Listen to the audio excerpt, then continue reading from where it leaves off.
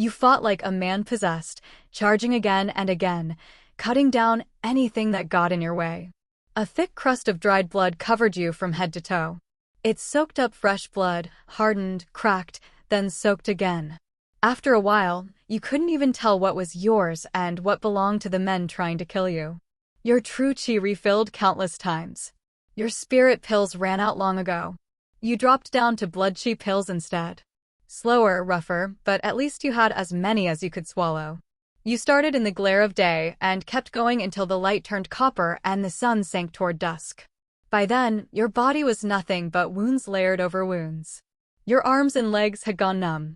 The soul-awakening blade had to be lashed to your palm with torn cloth, just so it wouldn't slip free. At first, the onlookers were relaxed. They joked and placed bets. They guessed how many breaths you had left. But the longer you kept standing, the quieter they became. In the end, they didn't speak at all. They only watched. Watched you get drowned under more than 200 opponents, each 1 or 2 realms above you, and still refused to fall. Your desperation silenced them. It crushed them. It earned their respect whether they wanted to give it or not. Slowly, the sea of enemies shrank. 200 became 100. 100 became 50. 50 became 20. Until at last, only 8 remained. All 8 were organ-fortifying peak. And you were already past your limit. Old wounds split open. New wounds stacked on top. Your insides felt shredded. The blood chi pills no longer melted into strength. Your body couldn't absorb them. True chi stopped responding, like a well that had run dry. You couldn't even tell if your bottleneck had loosened. The 8 weren't doing much better. They swayed on their feet, bodies torn up, breathing ragged. The hatred was gone from their eyes.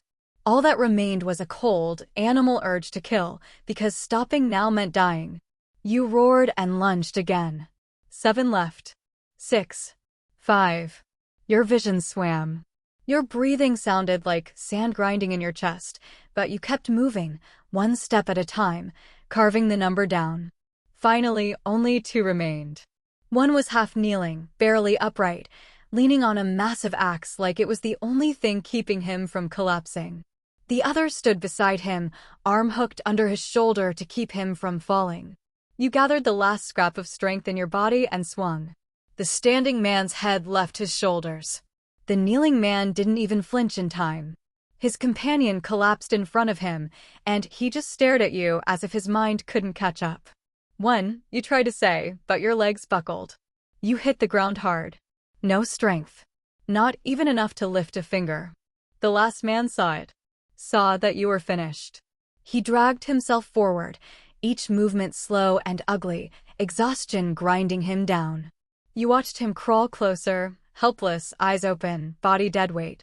He reached you. Slowly, he raised his axe. In your head, a bitter thought floated up. Still, can't break through. The axe lifted higher, blotting out the remaining light. The blade edge grew larger in your sight, filling your world. Your eyes went blank for a second. Then unwillingness flickered. Only 1 left. I won't accept this. And then you heard it. A faint sound, like a legendary sword snapping free from its sheath. Not outside. Inside you. Something that had blocked you for years cracked. A wall broke. Clang. The man in front of you split cleanly in 2, axe and body severed as if cut by an unseen blade. 0. You broke through.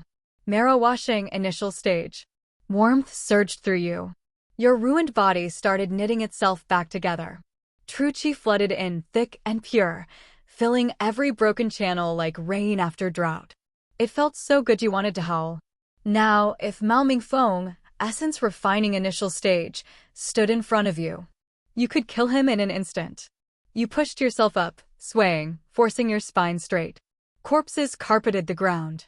More than 200 bodies lay scattered in brutal, orderly silence, as if the battlefield itself had been arranged for a funeral. You lifted your blade and shouted, voice hoarse but fierce. Anyone else? No one answered. The crowd stood frozen, swallowed by the scene. Wan Qingwan walked over quietly and took your arm, steadying you. You turned and smiled at her, a small, tired curve of the lips. The slaughter was over. You returned with her to the Oasis Villa. Half a month later, the wounds on your skin had healed.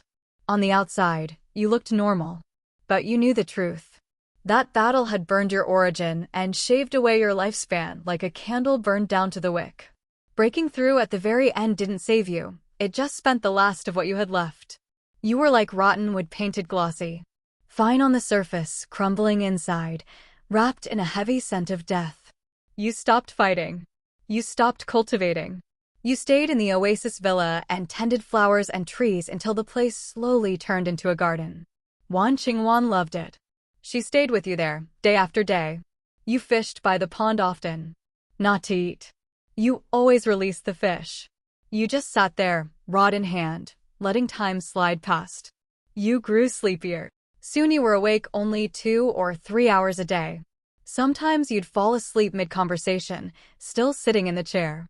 Wan Qingwan would pull a blanket over you and sit beside you, quiet as moonlight, keeping you company while you slept. You didn't leave the Tsangwang Desert anymore. Your body couldn't handle travel. The farthest you walked each day was from the villa to the pond. A few hundred yards. And even that took forever. 72 years passed like that. One day, you were fishing again, and at some point you drifted off. A fish tugged hard, yanking the rod and jolting you awake. You didn't scold it. You didn't laugh. You simply stopped fishing. A feeling settled in your bones. You stood, walked back to the villa, and called for Wan Qingwan. You sat together on the chair, side by side, as you had countless times before. You rested your head on her thigh. She didn't speak. She only stroked your cheek with her slender palm, gentle and warm. It felt safe. Qingwan, you murmured. I'm here, husband, she replied softly. You forced a weak smirk. Even if you want to see me die, can you at least hide the excitement in your eyes? Wan Qingwan smiled. Is it that obvious? Feels like you're about to stab me with a knife. She pressed her lips together, amused. Then tell me, husband. How long do you think you have? You wanted to laugh. But your eyelids grew heavier. Your vision blurred at the edges. The room softened. Sounds drifted away, as if you were sinking underwater. Your consciousness began to dim. You whispered, barely audible, you crazy woman. I will come back. Like a computer shutting down, your world snapped to black. You died. The simulation ended. Hugh's awareness returned to reality, back in his room at the Golden Saber Martial Arts School. He sat there, stunned, as if waking from an endless dream. A lifetime of memories poured into him in a rush, vivid and sharp. But the emotions didn't follow. The simulation didn't leave a lingering ache, only information. He exhaled and muttered, almost in disbelief, I really am an emotionless simulation machine. This run had carried him across most of Great Qian. Only the Far East and the East Sea remained untouched. And the harvest. The harvest was insane. Excitement lit his eyes. He rubbed his hands together, grinning like he couldn't hold it back. All right, he said. Time to count what I gained. He steadied his mind. Check the gains. The simulator's screen flickered, lines of text cascading so fast they almost blurred. Current gains listed below. Marrow washing, early stage. Perfect mastery, blood chi pill refinement. Minor reputation, martial talent. 87 years of combat experience and cultivation insights.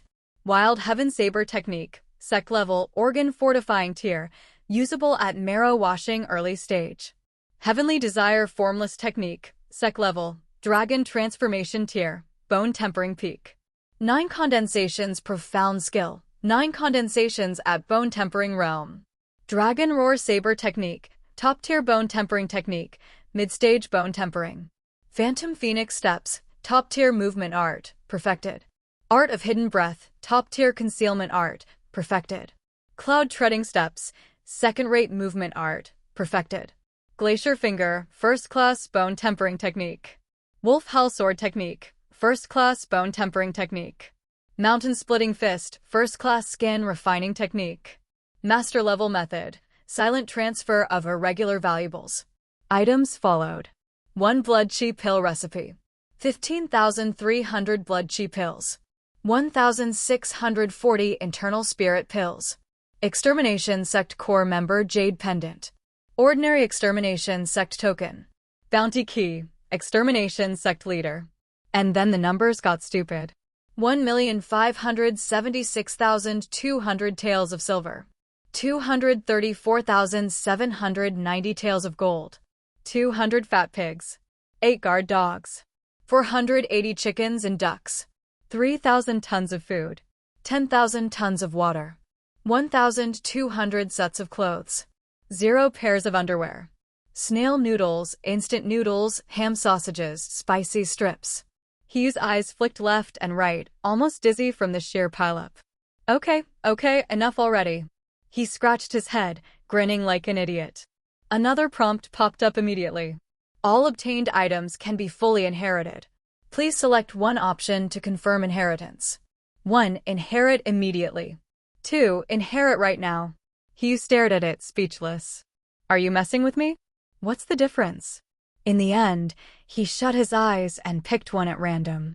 Boom! True chi slammed into his body like a floodgate exploding. The dense, violent power of early-stage marrow washing surged through his limbs, washed through his bones, filled every channel. Everything he had clawed out in that lifetime came rushing back at once. Hell yes! In a blink, he went from an ordinary nobody to a marrow-washing martial artist. And it wasn't just cultivation. Techniques, talents, experience, items, all of it dropped into place like they'd always belonged to him. The physical goods settled into the simulation storage space, ready to be pulled out at will. Now there was only one problem left. The Golden Saber Martial Arts School. The same family that had smiled at him while sharpening knives behind their backs. And beyond them, Duan Qian, prefect of Danzhou. What kind of connection could a prefect have with a small martial school? What were they hiding here that made an official like Duan Qian keep an eye on it? Hugh's gaze hardened. The warmth of excitement cooled into a blade-thin calm. A cold flash slid into his right hand as the soul-awakening blade appeared. Golden Saber Martial Arts School, he muttered. Picking a fight with me is like kicking vibranium. He didn't wait for Wang Yuanyi to come looking. He walked straight toward Wang Yulin's courtyard. He already knew from the simulation, both Wang Yuanyi and Wang Yulin were inside. He activated his movement art. His figure blurred, afterimages trailing behind him. He didn't bother hiding anything. His true chi rolled outward, heavy and oppressive, like a storm spilling into the world. 2 breaths. That was all it took. He arrived. Boom! The door exploded into splinters. Who dares cause trouble at the Golden Saber Martial Arts School?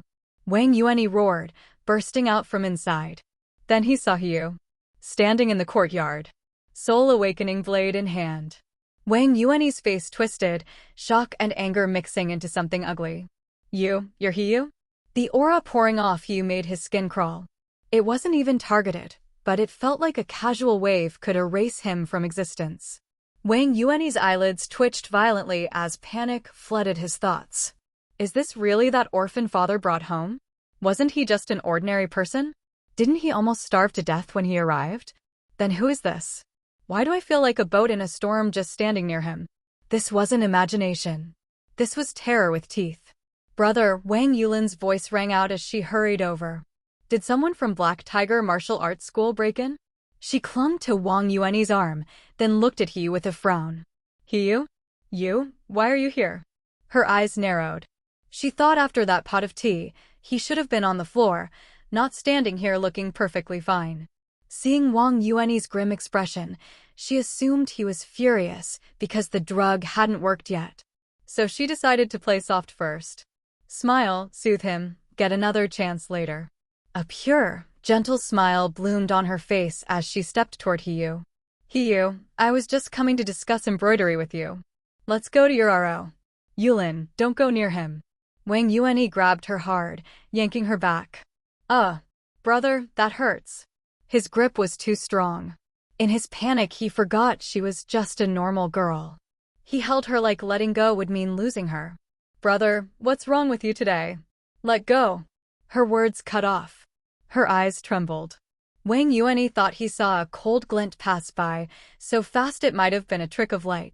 A thin red line appeared on Wang Yulin's shoulder. The arm in Wang Yuanyi's hand suddenly felt lighter. A heartbeat later, the arms separated cleanly from her body.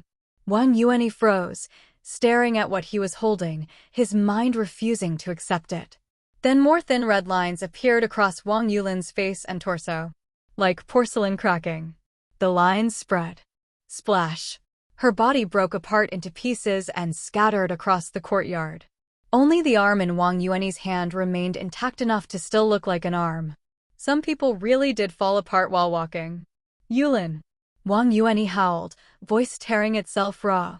His sister died in front of him. And he didn't even see the strike. That realization snapped something in him. He understood it in an instant. His realm was at least 2 major stages above his. But that was impossible. It couldn't be real. Fear swallowed him whole. And inside that fear, rage ignited, hot and blind, burning away reason. Whoever you are, die. Wang Yuanyi charged. He only chuckled and released a small pulse of true qi. Bang! Wang Yuanyi's leg exploded mid-step. He crashed down, clutching his mangled thigh, screaming. He walked over slowly and looked down at him. Wang Yuanyi stared up, shaking, pain and terror twisting his face. Who the hell are you? He screamed. One of those black tiger bastards? He crouched. A razor point of true qi gathered at his fingertip, steady and precise, aimed at Wang Yuanyi's face like a loaded crossbow. One relaxed motion and the head would be gone. Wang Yuanyi's whole body trembled. He forced himself still, eyes wide, staring at death. His voice was flat, almost gentle. What is the relationship between Duan Qian, prefect of Danzhou, and your family? Hey everyone, Firescale Audiobooks here. If there's a novel you'd love to hear more of, you can support us on Patreon or Ko-fi. Depending on your tier, I'll make extra parts just for the stories you're most excited about. Usually I can only upload 4 to 5 parts of each novel, but with your support we can go beyond that. And of course, don't forget to hit subscribe. It helps more than you know. Wang Yuanyi clearly looked confused. He hesitated and said, I don't know Duan Qian. His expression darkened. Just as he was about to act, Wang Yuanyi hastily added, I really don't know Duan Qian. How could I possibly know someone like the prefect? He observed Wang Yuanyi's expression, and it didn't seem fake. But it could also be that Wang Yuanyi was just a good actor. He sent a wisp of true qi floating into Wang Yuanyi's body. This true qi rampaged destructively through Wang Yuanyi's body, specifically targeting the most painful acupuncture points. I really don't know. The true qi took effect quickly.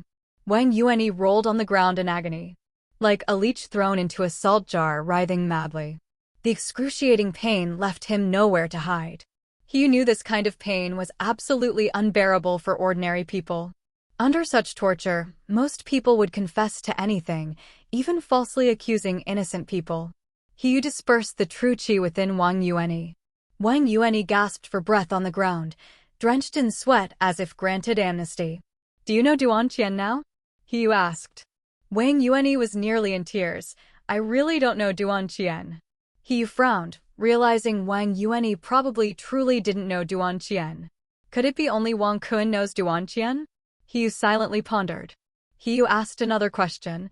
What's the relationship between County Magistrate Zhang Hongwen of Xianen and you? This time Wang Yuanyi clearly hesitated. Then he pretended to be innocent. My father and I only had one meal with Magistrate Zhang. Running a martial arts school requires maintaining good relations with him. He obviously didn't believe him, reforming another strand of true qi in his hand. It's true. It's really true. The Black Tiger Martial Arts School often invites Magistrate Zhang to meals too. Wang Yuanyi rolled on the ground in pain again. Kill me. Just kill me. He tortured Wang Yuanyi for nearly half an hour. Wang Yuanyi completely collapsed on the ground. He had lost too much blood, his face deathly pale. The ground bore extensive marks of his painful struggles. Still not talking? He asked calmly.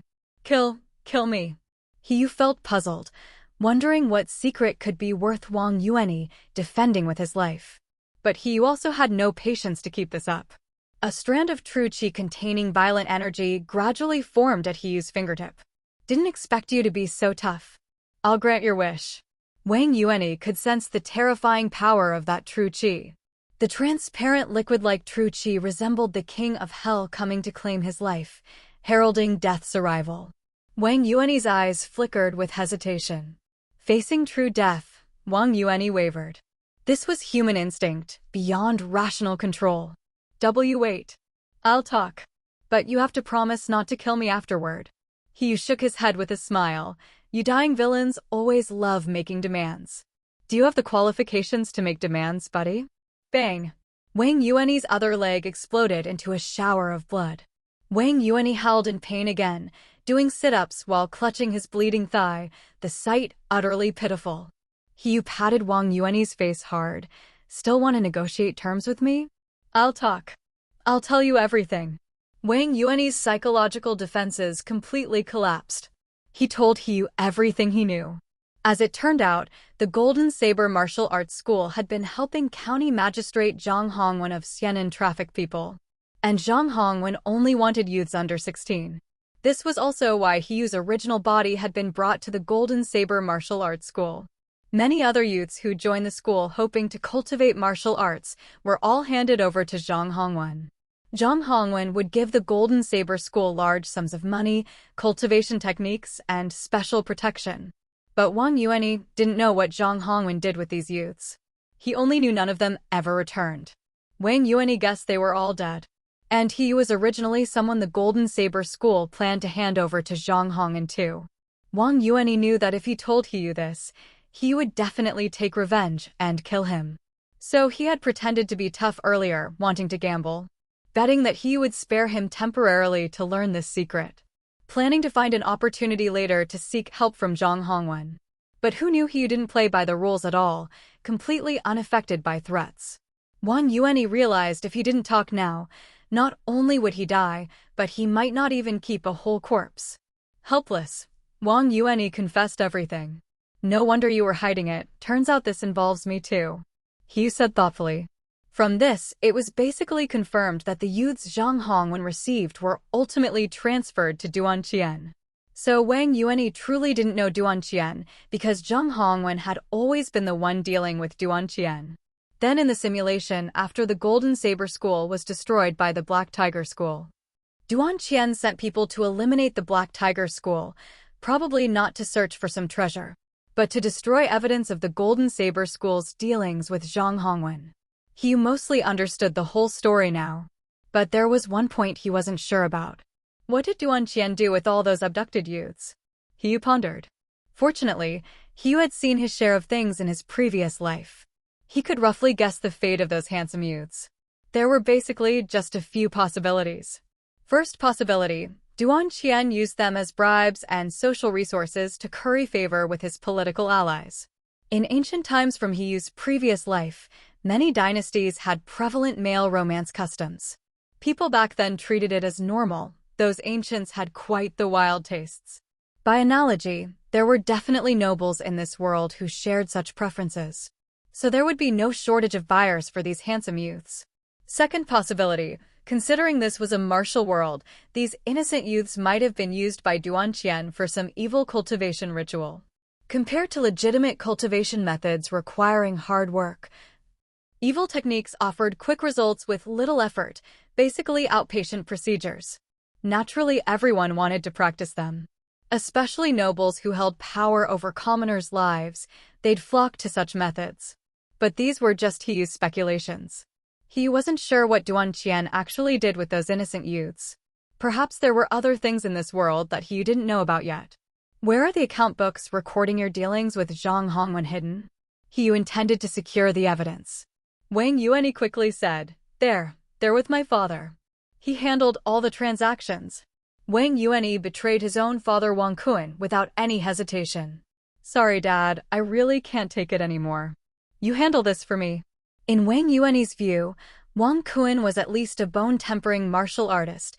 Even if he couldn't defeat Hiyu, he was much stronger than himself. Leading Hiyu there first was definitely the right move. Maybe while his father fought Hiyu, he could find a chance to escape. Hiyu immediately saw through Wang Yuanyi's scheme. But Hiyu didn't care at all. Where's Wang Kun now? Hiyu asked. Wang Yuanyi hastily replied, My father is cultivating in the underground chamber beneath the library. The entrance is very hidden, I can take you there.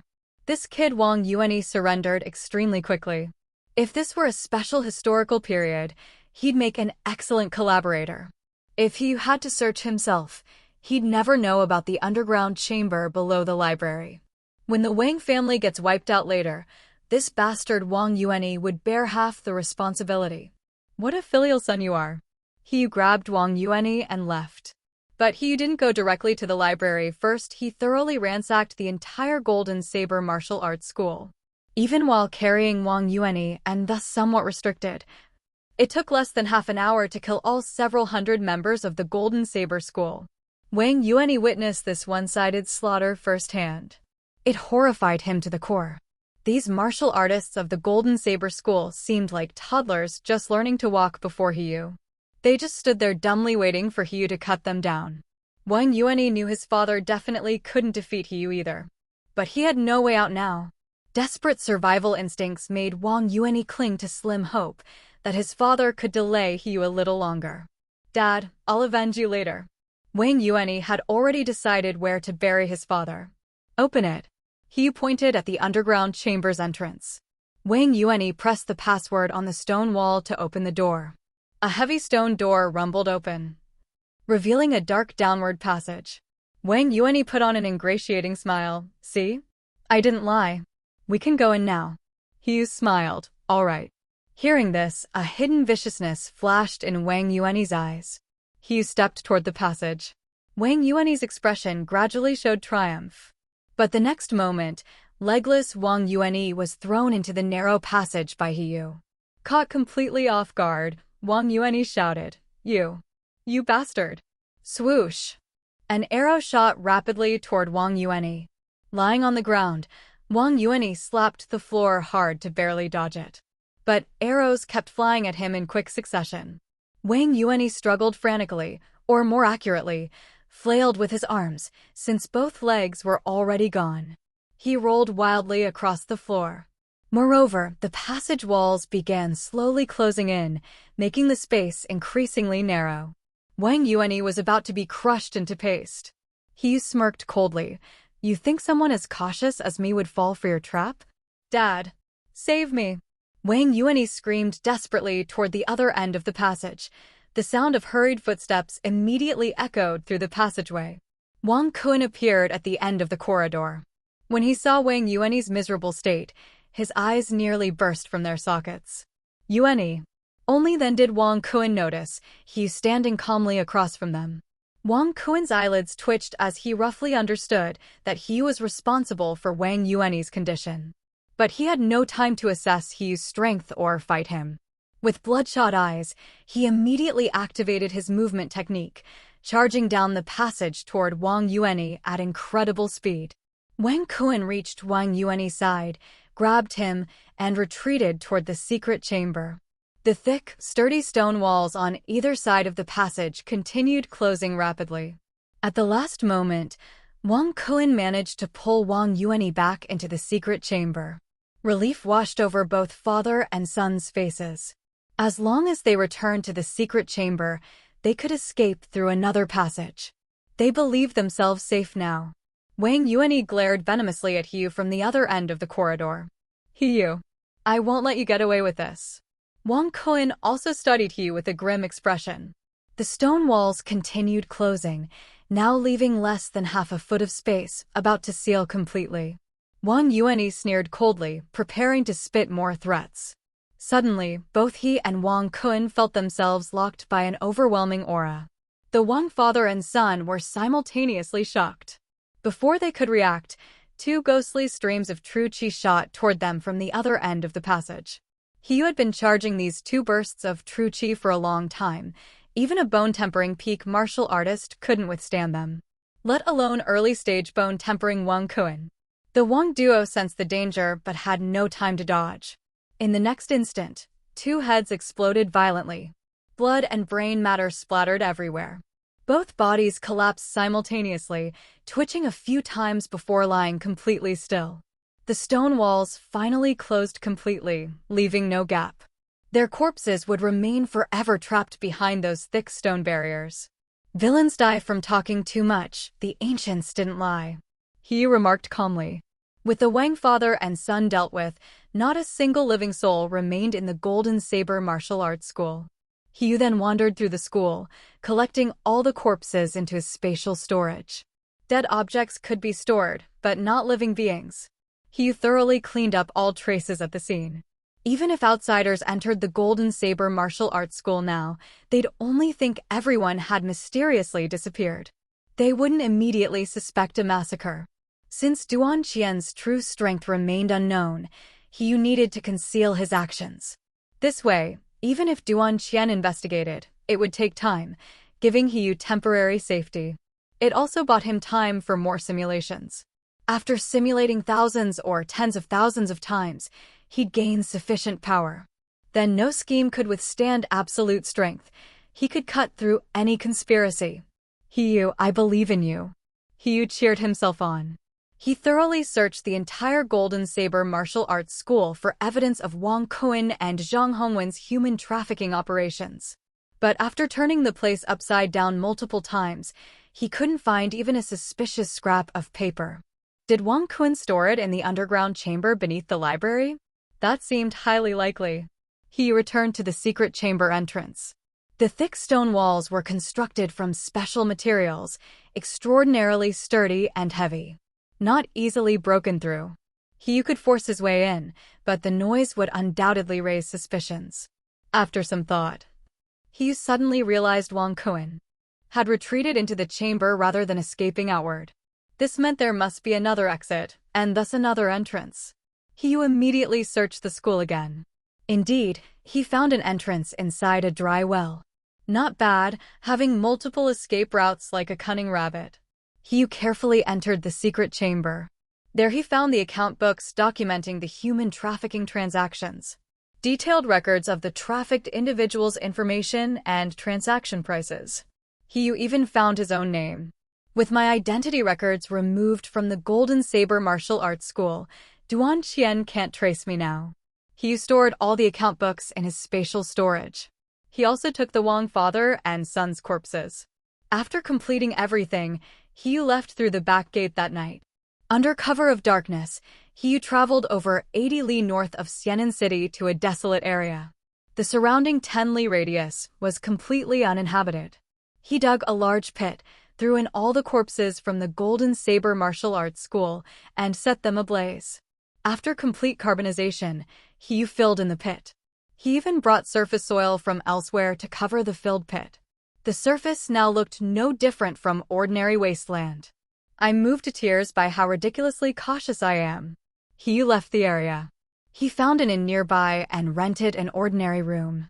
Sitting on a chair, he mused. It should be safe now, time to investigate Duan Qian.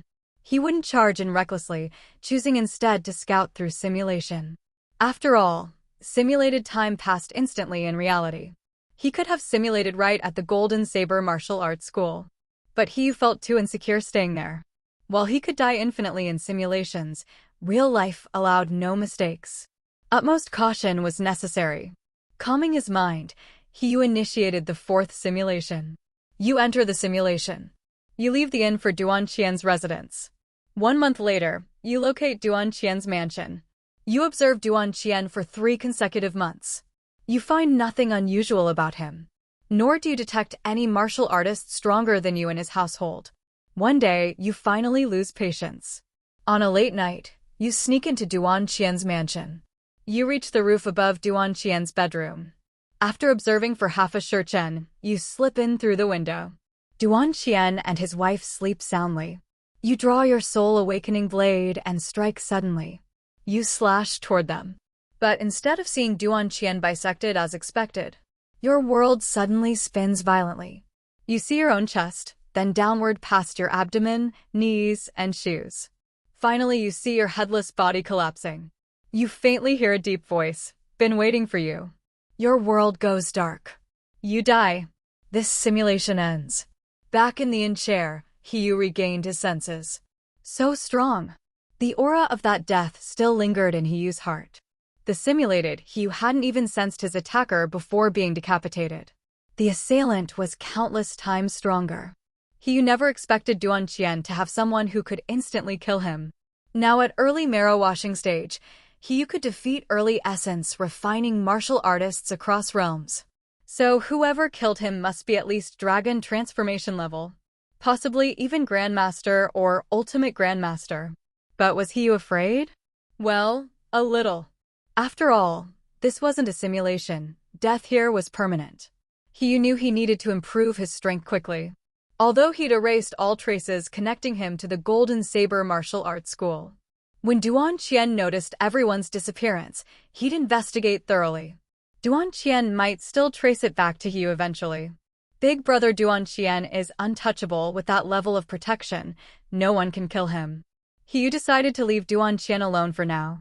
Time for the 5th simulation. Improving strength and gaining self-preservation ability were top priorities. Simulator, activate again. You enter the simulation. You stay at the inn for 1 month. During this time, you advance your Heavenly Desire formless technique from Bone Tempering Peak to Early Marrow Washing. Both your Wild Heaven Saber technique and Heavenly Desire formless technique, 2 sec-level techniques, reach Early Marrow Washing. You discover blood chi pills no longer aid your cultivation. You can only use internal spirit pills now. But unlike blood chi pills, internal spirit pills are extremely rare and priceless. They're unavailable even with money. Though you have many internal spirit pills, they'll eventually run out. You must obtain more internal spirit pills. To settle things once and for all, you plan to obtain a pill recipe for the internal spirit pills. Relying on the memories from your last simulation, you knew there was a sect by the East Sea Coast specializing in pill refining called the Danxia sect. Their sect was capable of producing internal spirit pills. You intended to sneak in secretly and get a hold of the internal spirit pill recipe. You headed east all the way. On the 8th day, you were about to leave Danzhou. You noticed that Duan Qian had issued more than a dozen wanted posters. They were targeting more than 10 people from the Golden Saber martial arts school. At the forefront of the wanted criminals were the father and son Wang Kun and Wang Yuanyi. From a distance, you glanced at the content of the wanted posters. You found that your name and Jade photo were not on them. You knew Duan Qian hadn't suspected you yet. He only thought that the father and son from the Wang family had fled with the rest of the martial arts school members. You breathed a sigh of relief. At the same time, a sense of urgency arose. Since Duan Qian was taking this matter so seriously, it was very likely he would investigate everyone from the Golden Saber martial arts school and sooner or later would trace it back to you. That night, you left the city and exited the jurisdiction of Danzhou. You proceeded cautiously, not continuing directly toward the Danxia sect. Instead, you found a remote mountain to lay low. You lived in the mountains for more than half a year. You did not waste a single moment. During this half year, you completed your first true chi condensation. The true chi condensation at the marrow washing stage gave you added confidence. After more than half a year, the heat of the manhunt gradually subsided. You continued to head east. The next year, you arrived at the Danxia sect. You bought a small courtyard in a nearby village. During your spare time outside of cultivation, you wandered around near the Danxia sect. In your line of work, you always have to scout the place before making a move. After a month, you had basically figured out the situation of the Danxia sect. Although the Danxia sect wasn't one of the 5 great sects, its scale was not small either. The sect's leader had the cultivation of a grandmaster. The overall strength of the Danxia sect was not weak. For over a month, you had been unable to find an opportunity to sneak inside. Several times while scouting, you were nearly discovered. Fortunately, you had a large reserve of internal spirit pills. You could continue your cultivation as usual. In the 2nd month, an opportunity finally came. The Danxia sect's annual disciple recruitment began. Anyone 16 years old or younger could participate in the entry exam. Passing the exam would allow one to become a disciple of the Danxia sect. A great chance. You were very excited. You had just turned 16 this year. You planned to enter the enemy's inner circle through this exam. Once inside the Danxia sect, you were sure you could find a chance to steal the pill recipe. You created a new identity with the name Zhao Taizhu. Using the art of hidden breath, You only revealed your cultivation to mid-stage skin refining. You pretended you had never refined any pills before so as not to arouse suspicion. Your art of hidden breath was already perfected. Only an ultimate grandmaster could see through your true cultivation. Even the sect leader with the highest cultivation in the Danxia sect couldn't detect your true level. You were not worried about revealing your cultivation inside the Danxia sect. The sect's entry only required a pill refining exam. You competed alongside more than 50 other youths. The examiner asked you all to refine an unfamiliar ordinary healing pill. Relying on your experience refining blood chi pills, you finished first. Your yield rate was also the highest, reaching 70%. Achieving such a high success rate on a pill you had never refined before, calling you a pill refining prodigy was no exaggeration. When the examiner came to inspect your product, his eyes lit up. He looked at you more happily than if he had seen his own father. The examiner immediately terminated the other candidates' exams. He announced on the spot that the other youths had failed. The other youths left dejectedly. As they left, they glared resentfully at you. Usually, the Danxia sect only recruited 3 disciples each year. But because your performance was so stunning this year, the others' talent and skill were completely insignificant by comparison. You easily created a gap that placed you first by far. It's not about lacking recognition, but about comparing worth to worth. This caused the examiner to directly cut 2 recruitment slots, and this year only you were accepted. You sincerely said to those eliminated, "Youngsters, don't envy my height. One day, you'll jump high enough to reach my knees." You smoothly entered the Danxia sect. You were assigned as the disciple of Elder Xia Huida, the 7th elder. Xia Huida was 75 years old, looking middle-aged, with cultivation at the peak of essence refining. Xia Huida was carefree by nature and disliked managing affairs. Besides teaching you pill refining, he never came looking for you. You were happy about this. It meant you could go scouting whenever you wanted. You could also cultivate freely in your own residence. There was no need to worry about exposing your cultivation.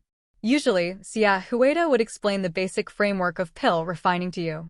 Your proficiency in refining blood chi pills was entirely a rough method forged through spending money and time recklessly.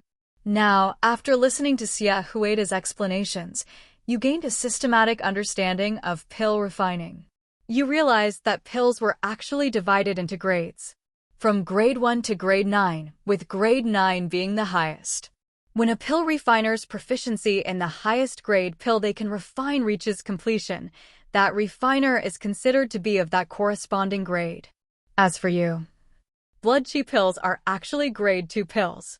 Your proficiency in refining blood chi pills was already complete. You were effectively a grade 2 pill refiner. Xia Huida was a grade 7 pill refiner, which was quite impressive. He gave you the recipes for 3 grade 1 pills. These 3 pills were among the more difficult grade 1 pills. He told you that once your proficiency in refining these 3 grade 1 pills all reached completion, he would teach you to refine blood chi pills. When your proficiency in blood chi pills reached completion again, he would teach you to refine grade 4 internal spirit pills. That also meant that at that time, you would obtain the internal spirit pill recipe. Since your technique for refining blood chi pills was already perfected, you only needed to raise your proficiency in these 3 grade 1 pills to completion. Then the internal spirit pill recipe would be well within reach. You estimated it would take less than a year for your proficiency in these 3 grade 1 pills to reach completion. But you couldn't suddenly reveal full mastery of blood chi pills. Otherwise, your identity would surely be suspected. You had to play dumb and slowly show progress. Given your pill refining prodigy persona, for years to reach completion seemed more reasonable. But you felt 4 years was too long. You decided to study pill refining seriously while looking for chances to steal the recipe. You learned that the Danxia sect's pill recipes and cultivation methods were stored in the transmission pavilion. You spent half a month figuring out the guard shift changes at the transmission pavilion. One day, you quietly slipped into the transmission pavilion during the guard change. But you were immediately caught by a guard returning to duty. This guard was at the early stage of essence refining. You could handle him. You planned to kill him and escape the Danxia sect. However, the guard recognized you and asked, "Are you Zhao Taizhu, the disciple of the seventh elder?" You answered, "Yes." "I thought I'd seen you before," the guard muttered and then walked away. He completely ignored you afterward. You were somewhat stunned. Later, you learned that disciples of the sect elders could come and go freely in the transmission pavilion.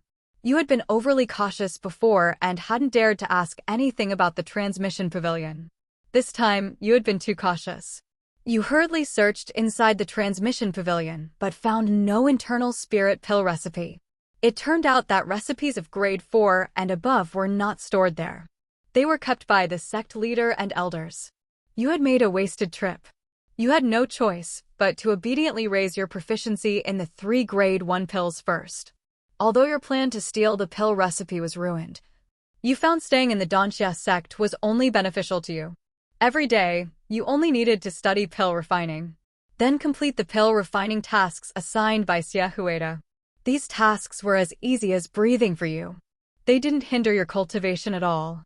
Although the Danxia sect's overall combat power was far weaker than the 5 great sects, its status in the martial world was second only to the 5 great sects and the 3 great demon cults. It was highly respected in the martial world.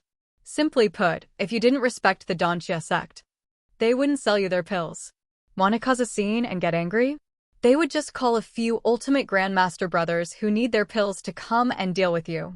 You wouldn't stand a chance. So no sect wanted to make an enemy of the Danxia sect. Danxia sect disciples basically didn't need to go out fighting. Unlike the rogues from other sects who needed to wield watermelon knives and cut people everywhere. That was dangerous and could cause deaths. You hated fighting and killing the most, and had no idea what it felt like to wipe out someone's entire family. So staying in the Danxia sect was actually safer than wandering outside. Moreover, the Danxia sect was very wealthy. When disciples practiced pill refining, the consumables used could be reimbursed half by the sect. Each disciple also had their own independent courtyard residence. You had your own large courtyard. Life was quite comfortable. Other sects definitely didn't have such favorable conditions. Some poorly managed small sects starved 3 days and ate 9 meals, and got beaten by small steel rods for no reason. Life there was really miserable. You continued to study pill refining through the system while cultivating at the same time. The 9 condensation's profound skill greatly improved your martial talent. Your cultivation encountered no bottlenecks. The process was extremely smooth. Before long, you completed your 2nd condensation of true qi. The power of your externalized true qi reached an epic level enhancement. Your externalized true qi could now break through the defenses of mid-stage bone-tempering warriors. The release range expanded to 6 zhang, approximately over 20 meters. This range was quite far. Although your practical pill refining skills did not improve much, the pill refining insights taught by Xia Hueda gave you great inspiration. Many previously confusing aspects were now effortlessly understood, as if years of constipation suddenly cleared. You realized you had taken many detours in refining blood qi pills before. On the surface, Xia Hueda appeared indifferent to you, but in fact, he held you in high regard. Every time he explained pill refining techniques, he was very thorough. Moreover, he only cared about your pill refining, never prying into your daily affairs. While learning pill refining, you also touched on some medical theory. Pill refining and medicine were actually similar. Both required a thorough understanding of the human body to apply the right treatment. The top pill refiners in Danxia sect were also skilled physicians. In your 3rd year, you had been in Danxia sect for 8 months. One day, Xia Hueda called you to his courtyard. He wanted to check your pill refining progress. Your test results when you entered were impressive, but a master of pill refining like Xia Hueda did not care much about that. The longer he taught you, the more he understood you. Your decades of self-taught pill refining experience clashed with Xia Hueda's own experience. Sometimes you even gave him new ideas and inspiration.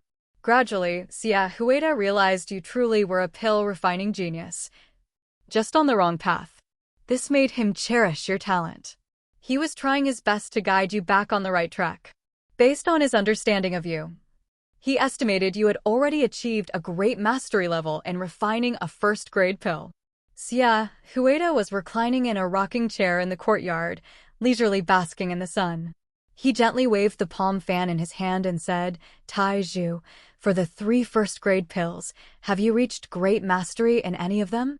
You calmly replied, I have great mastery in the Pakshuan pill and Jiming pill. The progress on Yangsha pill is poor, just beginning. In fact, your mastery in all 3 first-grade pills was already great. Your proficiency in the Pakshuan pill was even perfect. But to avoid causing a stir, you concealed your true progress. You discovered you indeed had a natural talent for pill refining. You were a genuine pill refining prodigy. You have great mastery in 2 first-grade pills? Xia Hueda suddenly sat upright in his rocking chair. He had expected you to master only 1 first-grade pill. He never imagined you had mastered 2. And the 3rd was already initiated. Yes, master, you replied. Suddenly serious, Xia Hueda said, Taizhu, there's no faking this. You said firmly, if I ever lie, from now on, Zhao Taizhu will explode every pill refining furnace he uses.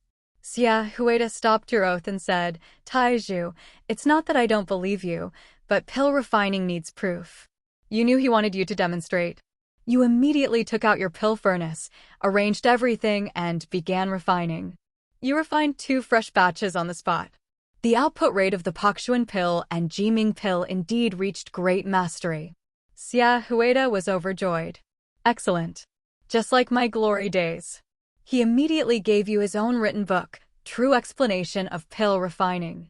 This was a summary of his decades of pill refining experience, extremely valuable. It could help you avoid many detours. You took it back and studied day and night for 3 days and nights.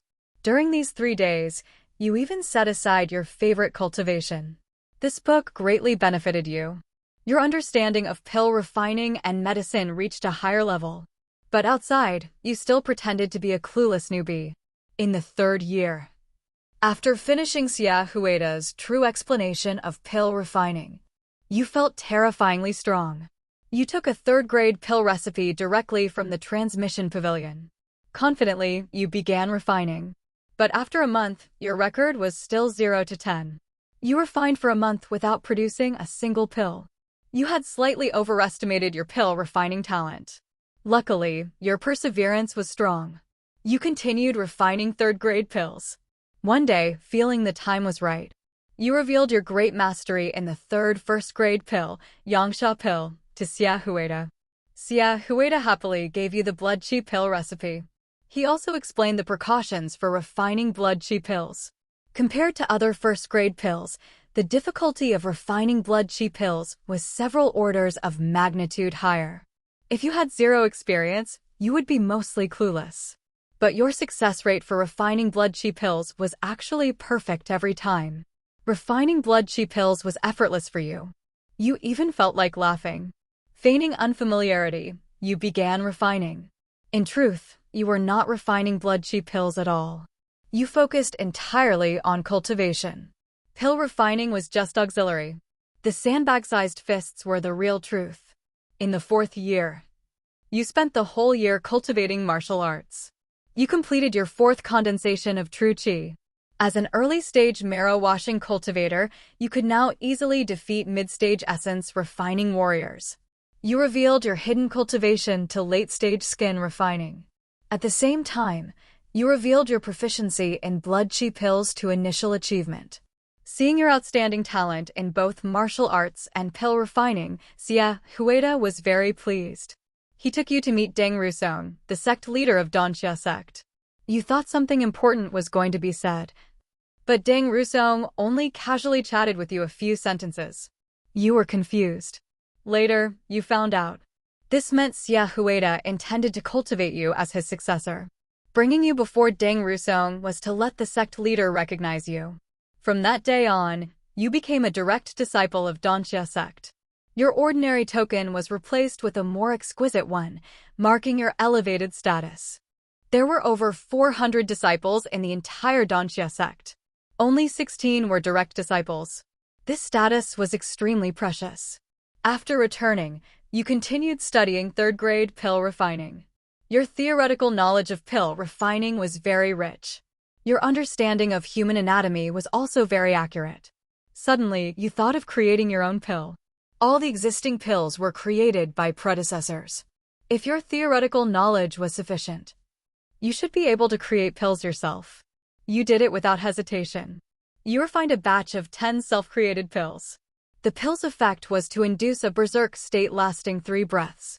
You were unsure if the pill was successful and did not dare try it yourself. You gathered a litter of white rabbits for testing.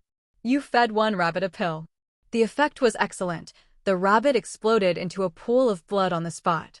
Unwilling to accept defeat, you fed another rabbit the pill. That rabbit's eyes instantly filled with blood veins, and it went into a frenzy of lust. It did not care about gender, randomly mounted another rabbit's rear, and attacked at maximum speed, forcing the other rabbits to flee in panic. You threw all the pills into the cage. The rabbits went crazy after eating them, biting and tearing each other apart. The cage became a chaotic battlefield. Obviously, your self-created pill was a failure. But it seemed you had created a powerful poison. You did not know if it would have such deadly effects on humans. You planned to find a few lucky test subjects to experiment on later. Besides the self-created pill, during your free time outside cultivation, you kept refining third-grade pills. You faced all the problems in third-grade pill refining on your own. You did not dare ask Xia Hueda. After all, you had only revealed your proficiency in second-grade blood chi pills at initial achievement. Suddenly asking him about third-grade pills would seem awkward. In the 6th year, your schedule was very tight over the past 2 years. You had to focus on cultivating your skill and raising your level. You also needed to condense true chi. You had to refine third-grade pills. And you had to devote some energy to exploring self-created pills. You wished there were 24 hours in a day to use. You considered yourself a master of time management. You had consumed most of the internal spirit pills stored in your space. But the effort brought rewards. Your wild Heaven Saber technique broke through to mid-stage marrow washing. You condensed true chi 5 times. Your real combat power reached late-stage essence refining. No one would guess that a pill refiner like you knew some boxing skills. You also revealed your proficiency in blood chi pills to minor achievement. Once you reached great mastery, you would qualify to receive the internal spirit pill recipe. It was not far off. Xia Hueda was very satisfied with your progress. He called you over and said he had something to tell you. You arrived at Xia Hueda's place and discovered he had taken on 2 new disciples. One was named Jiao Mingxiu, the other Bai Chen. Jiao Mingxiu was 15 years old with an honest-looking face and a loyal, simple personality. He had decent martial arts talent, already at mid-stage skin refining, but his pill refining aptitude was rather poor, so he would mainly focus on martial arts in the future. Bai Chen was somewhat special. At 42 years old, he was quite old for a beginner. He had managed to become Xia Hueda's disciple solely through his exceptional pill refining talent. Bai Chen was also at mid-stage skin refining. With his triangular eyes, he looked like a very cunning person at first glance. To summarize these 2, Jiao Mingxiu, honest, doesn't talk much. Bai Chen, old, doesn't tell much truth.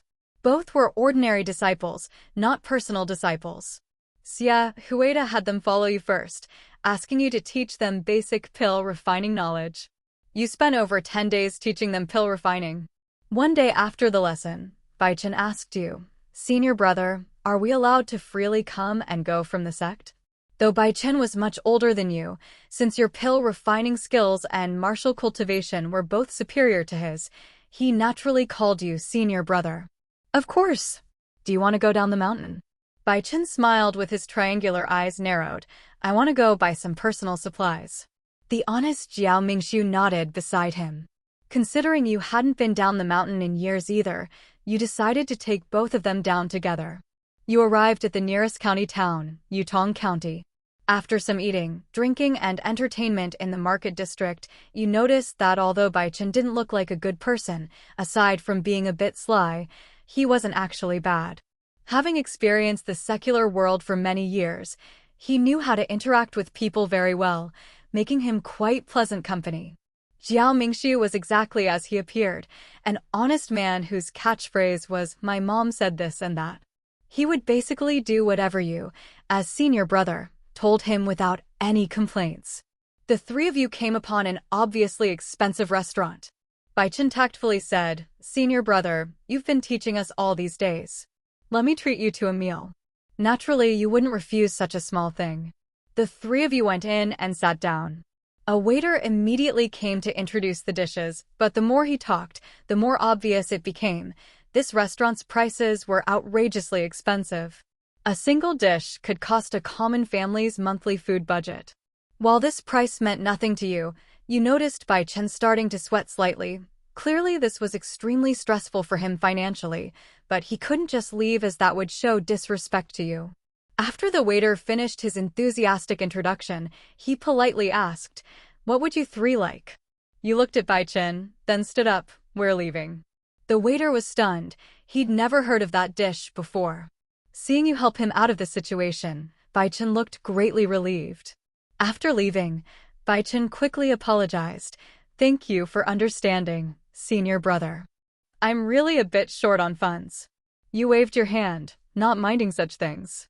The three of you ended up eating at a simple roadside stall instead. Full and satisfied, you were about to return to Danxia sect when you passed by a brothel. Beauties on the second floor were waving handkerchiefs to attract customers, with a steady stream of men coming and going. Baichen's eyes lit up. "Senior brother, care to join me?" His narrowed eyes shone with excited mischief. "Junior brother Bai, the expenses here are even higher than that restaurant," you said with a laugh. Baichen's eyes darted about before he smiled. I can manage. You immediately understood. This old fox Baichen wasn't actually poor.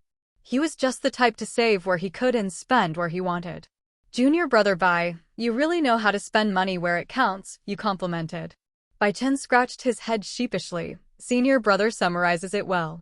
However, as a man devoted to martial cultivation, you had moved beyond such base desires and had no intention of going in. The honest Jiao Mingxiu also spoke up. "My mom said going to brothels is bad. New section." Seeing neither of you were interested, Baichen had to give up, though he was already planning to come try the waters alone another time. "Not forgetting to flatter," he added. "Senior brother truly has noble character. As Danxia sect members, we must never visit such filthy places, or we should have our third leg broken and be expelled from the sect." Just as Baichen finished speaking, Xia Hueda walked out of the brothel. Seeing the three of you, he froze, his face full of embarrassment. He never expected to run into you here. Walking over awkwardly, Xia Hueda smacked his lips and said, "Well, disciples, if I said I came here to study the mysteries of the human body to improve my pill refining skills, would you believe me?" The weather is really nice today." "Jiao Mingxiu, my mom said the air is very fresh today too." "Baichen, the clouds in the sky are so cloudy." Xia Hueda calmly said, "Name your price." You held up one finger. Instantly, each of you found a bottle of blood chi pills in your hands, a full 100 pills. How strange. We seem to have completely forgotten everything that happened today. Now get lost back to the sect, Xia Hueda said. The three of you returned to Danxia sect happily. Year 7. The past year had been another year of discipline. You refined pills in the morning, practiced martial arts in the afternoon, and enjoyed romance in the evening. After a year of relentless effort, you finally achieved basic proficiency with third-grade pills, successfully refining your first third-grade pill. You examined this pill carefully. It was an important milestone marking your advancement in pill refining. Though still far from being able to produce at least 7 third-grade pills per batch, you had taken a solid step toward becoming a third-grade pill refiner. This might have been just a small step for you, but it was indeed a small step for you. Beyond progress in pill refining, your main cultivation also brought good news. You completed your 6th true Qi condensation.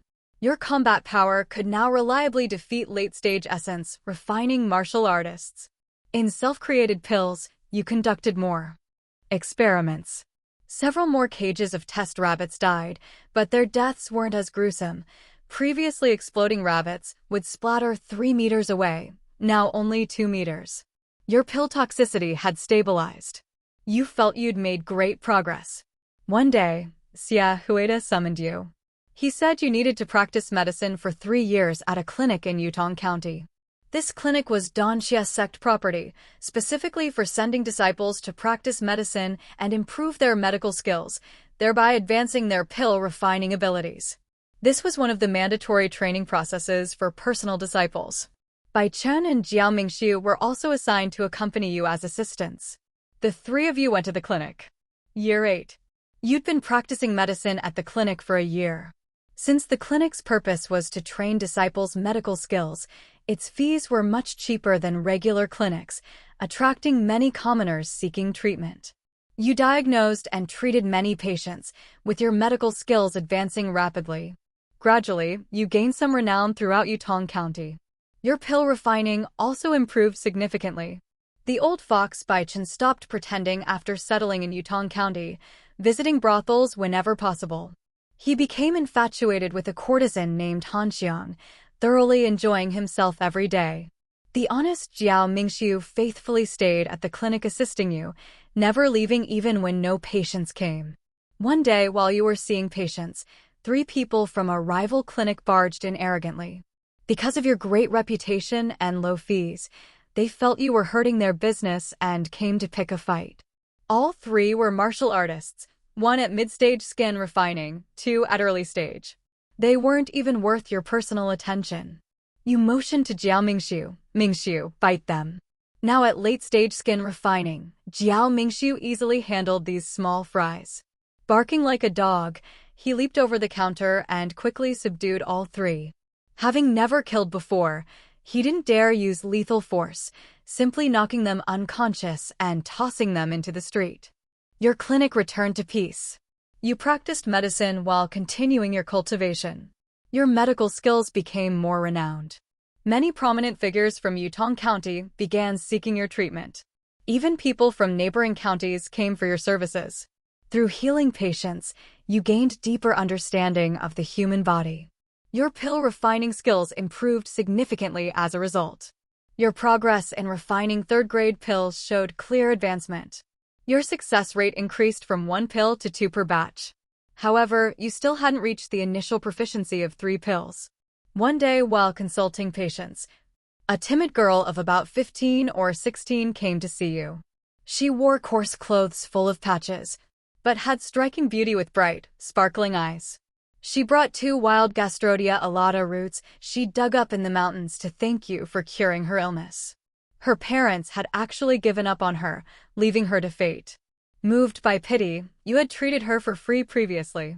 Not recognizing the medicinal herbs, she simply noticed this type in your shop and dug some up as gratitude. You recalled her name was Lu Jing. Her treatment had been experimental. You hadn't been very confident. Seeing her fully recovered validated several of your theories. This breakthrough resolved several issues in your 3rd-grade pill refining. Accepting Lu Jing's 2 Gastrodia roots, you tried paying market price. She only took enough for 2 steamed buns before happily skipping away. After she left, you immediately began refining 3rd-grade pills in the clinic's backyard. The results were immediate. From 1 batch of 10 attempts, you successfully refined 4 pills. Your 3rd-grade pill refining reached initial proficiency. After this, Lu Jing frequently brought wild medicinal herbs from the mountains. Each time you offered payment, she only took enough for a few steamed buns. This continued for a full month. Every visit brought different herbs. You began suspecting Lu Jing might have some special constitution.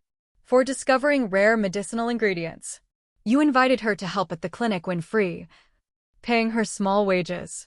After careful observation, you realized you'd read too many novels. Lu Jing had no special abilities. Just good luck finding herbs. Sometimes she even brought weeds, mistaking them for valuables with a cheerful grin. No thanks, you'd wave her off. Lu Jing treasured this work. When farm chores were light, she came daily, eagerly doing every available task. This significantly reduced Bai Chen and Jiao Mingxiu's workload. Bai Chen gained more free time, visiting the brothel more frequently. Recently obsessed with a courtesan named Xiaonyang, he'd spent most of his savings trying to win her favor, even promising to buy her freedom. Where physical desire should rule, Bai Chen had grown emotionally invested. You recalled the old saying, Simps die miserable deaths. Even honest Jiao Mingxiu acted strangely lately, often disappearing mysteriously. Your focus remained on cultivation. Through moderately diligent practice, after 3 months, your true qi completed its 6th refinement. The density of your internal energy became terrifying. Your martial talent received another boost. With current aptitude, you could qualify as a core disciple even in first-rate sex. Several days later, Lu Jing suddenly stopped coming. Her family delivered a wedding invitation. Her father had sold her as a concubine to a middle-aged merchant. In 3 days, he would take her as his bride. Her father forbade further outings. Your expression darkened. You stormed to Lu Jing's home to intervene. Contrary to expectations, Lu Jing wasn't resisting the marriage. Quite the opposite, she seemed delighted, happily announcing her upcoming wedding. Though a concubine, it beat struggling for daily meals. You realized your misconception, assuming all concubines were unwilling. For impoverished families like Lu Jing's, this was an enviable opportunity. You gifted Lu Jing an imperial green jade bracelet as congratulations. 3 days later, you attended her wedding banquet, where she smiled radiantly throughout. Returning to clinic duties, you gradually felt medicine no longer aided your pill refining. You began withdrawing from practice, teaching basic skills to Bai Qin and Jiao Mingxiu, having them handle consultations, only calling you for difficult cases. You spent most time cultivating quietly in the backyard, with only 300+ internal spirit pills remaining. You had to conserve them, no longer swallowing handfuls like blood qi pills. Now you savored each pill individually. You plan to demonstrate mastery of blood qi pill refining next year, to obtain the internal spirit pill recipe before complications arose. By then your supply would be nearly exhausted, allowing seamless transition to self-production. One night after cultivation, you went to relieve yourself before bed. Finishing, you suddenly shivered, then abruptly broke through. The sudden advancement made you piss your pants in excitement. Your wild Heaven Saber technique reached late-stage marrow washing. Concurrently practiced Heavenly Desire formless technique also advanced. Tremendous true qi roared through your meridians, dragon and tiger cries reverberating deafeningly. You could now instantly defeat even essence-refining late-stage martial artists. You outwardly displayed only skin-refining peak cultivation. Caution remained your foundation. That day, while cultivating intensely, Bai Qin rushed in frantically. "Senior brother, that rival clinic is causing trouble again. They smashed our shop." You paused cultivation, standard procedure, close up and release Mingxiu. "We did. They beat Jiao Mingxiu beyond recognition." Right then, a bruised Jiao Mingxiu stumbled in. "Senior brother, I can't handle this." The opposition had gathered local gang members, over 20 people, including 2 bone-tempering martial artists, determined to ruin your business. Bai Qin panicked. "Senior brother, notify the sect." Jiao Mingxiu agreed. "They're too strong. We can't win." He Yushan added, "Senior brother, Brother Su is right." You stood to confront them, then paused abruptly. "Wait." You turned to He Yushan. "Who the hell are you? When did an extra person appear?" She nearly slipped by unnoticed. Jiao Mingxiu hurriedly explained, "Senior brother, it's complicated. Let's escape through the back." Bai Qin rolled his eyes. "She's the girl Mingxiu's been courting lately." You stared at Jiao Mingxiu. "That sounded pretty straightforward." "Ahem, true." Jiao Mingxiu scratched his head sheepishly. "Having focused on backyard cultivation recently, you rarely consulted patients. You never expected even honest Jiao Mingxiu to find romance. The world was changing too fast. You instructed, 'I'll handle this. Stay here, don't move.'" Pushing through the backyard curtain, you entered the front. "Senior brother, they called after you to escape together, but you'd already vanished." Your voice carried faintly. "You've clearly never met real gangsters." Anxiety twisted Jiao Mingxiu's honest face. Finally hardening his resolve, he said, "Yushan, flee to Danxia sect. We'll rescue senior brother and meet you there." He Yushan firmly refused. "Brother Su, I won't abandon you." Jiao Mingxiu said sternly, "Yushan, The situation is urgent now. If we don't run, it'll be too late. Bai Chen also advised, hurry and go. We won't be able to protect you later. He Yushen's eyes stung as tears directly spilled out. Seeing He Yushen cry, Jiao Mingxiu's eyes also reddened, clearly distressed. What are you crying about? Who died? You asked as you returned from the front hall. The three looked at each other in confusion. You were completely unharmed, without even a wrinkle on your clothes. Bai Chen looked at you, then behind you, hesitating. Senior brother, you. Without waiting for them to finish, you said directly, enough. Go back to your consultations. I need to cultivate. Senior brother, about that. What's the situation outside? Jiao Mingxiu stammered. Go see for yourselves. You chased them out and resumed cultivation. When the three went outside, they were instantly stunned. The 20-plus troublemakers were neatly arranged on the street outside the clinic. Not a single intact corpse remained. All had been gold-rimmed headshots. Passers-by kept their distance, pointing and whispering. Did senior brother do this? Their pupils trembled violently, utterly unable to believe it. After the 20-plus troublemakers died, Yutong County's magistrate immediately launched an investigation. Upon learning the perpetrator was a direct disciple of Danxia sect, the magistrate promptly issued an announcement. The 20-plus headless men had all committed suicide. No one dared cause trouble at your clinic anymore. Patients who came for treatment did so timidly. They only dared perch on half their seat when sitting. Ignoring external storms, you focused on cultivation in the backyard. 9th year. You pushed your 3rd-grade pill refinement proficiency to minor mastery. One more step to major mastery would make you a genuine 3rd-grade pill refiner. Though 3rd-grade pill refiner didn't sound impressive. It was indeed somewhat lacking. But no matter, you'd keep striving. Taking a brief break, you went to inspect the front hall. Only Bai Chen was present. Jiao Mingxiu had gone on a date with He Yushan. He Yushan was the daughter of a local gentry family. Her family was moderately wealthy. You didn't know how Jiao Mingxiu got involved with her. Bai Chen, seeing no current patients, had also tried sneaking out. But you caught him red-handed. Bai Chen, where are you running off to? You called him back. Bai Chen at the door jumped in fright. Turning, he smiled. Senior brother, I promised Qiu Niang I'd help her meet quotas today. Meeting quotas or meeting Qiu Niang? You asked.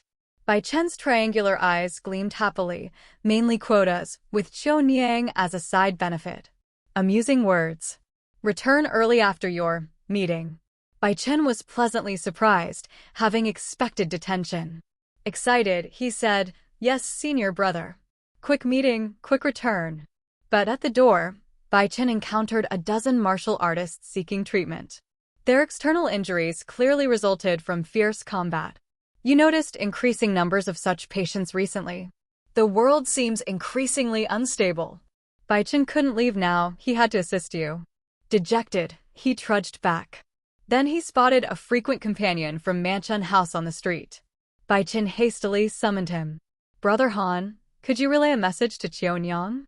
Bai Chen asked. The man replied, speak, brother Bai. After pausing, Bai Chen said, tell Qiu Niang not to reserve tonight's first engagement for me. I'm detained. The man pondered, so. Qiu Niang's first tonight remains available. Bai Chen, exactly. The man's eyes lit up. Brother Bai, might I visit Qiu Niang then?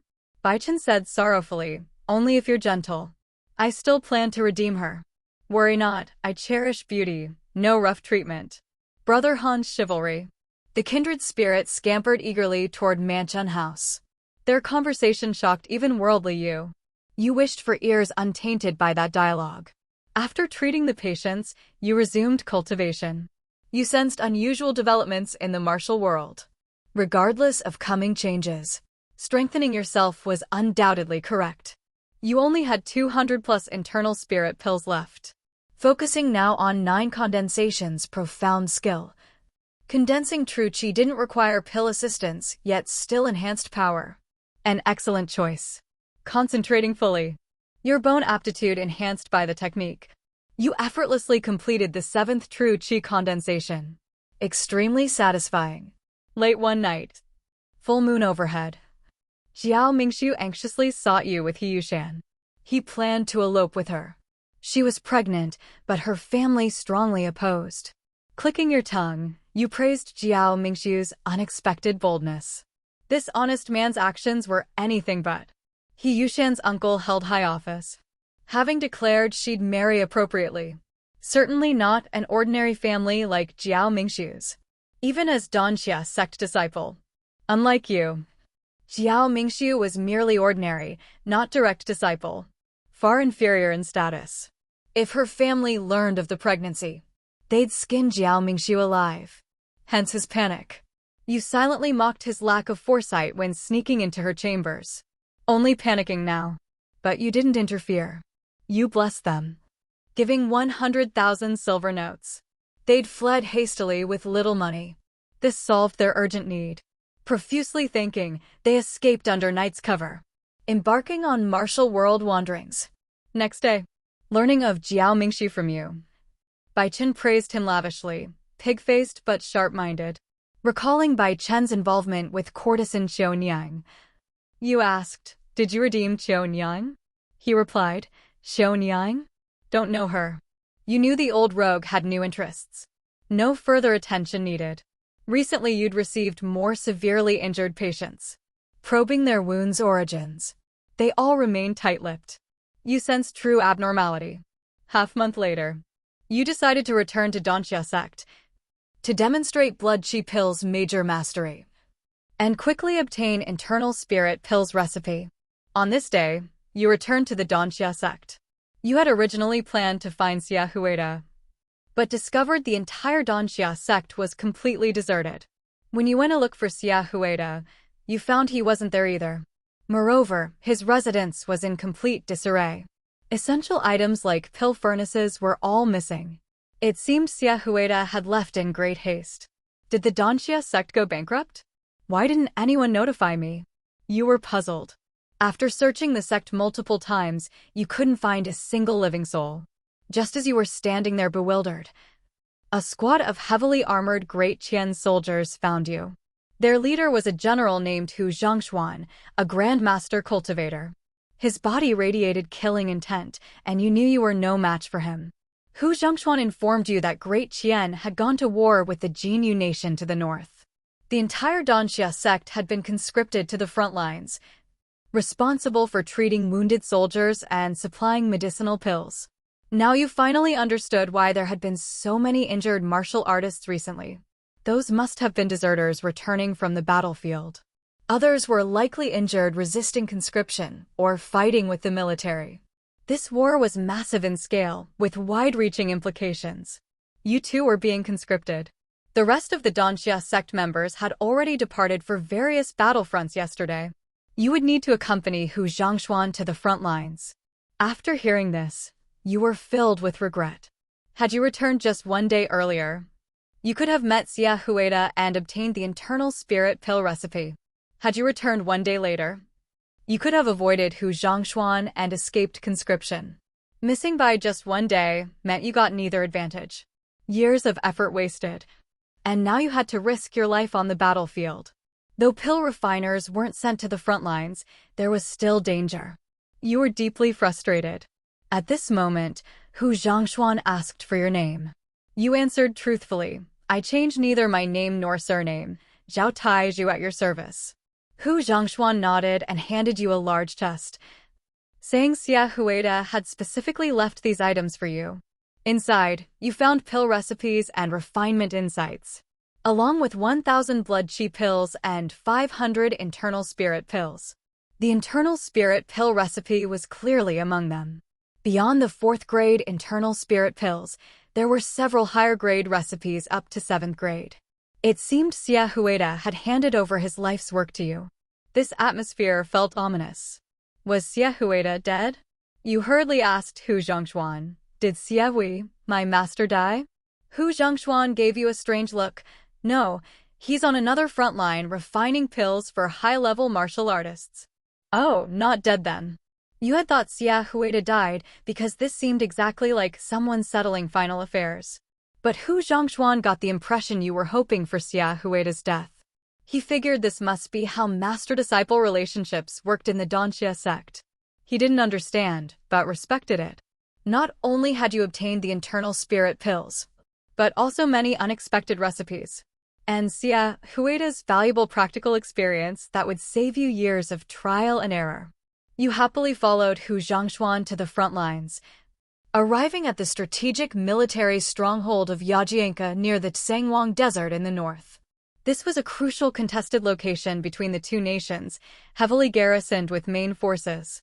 You were assigned to the medical corps as part of logistics support, specifically responsible for refining blood qi pills.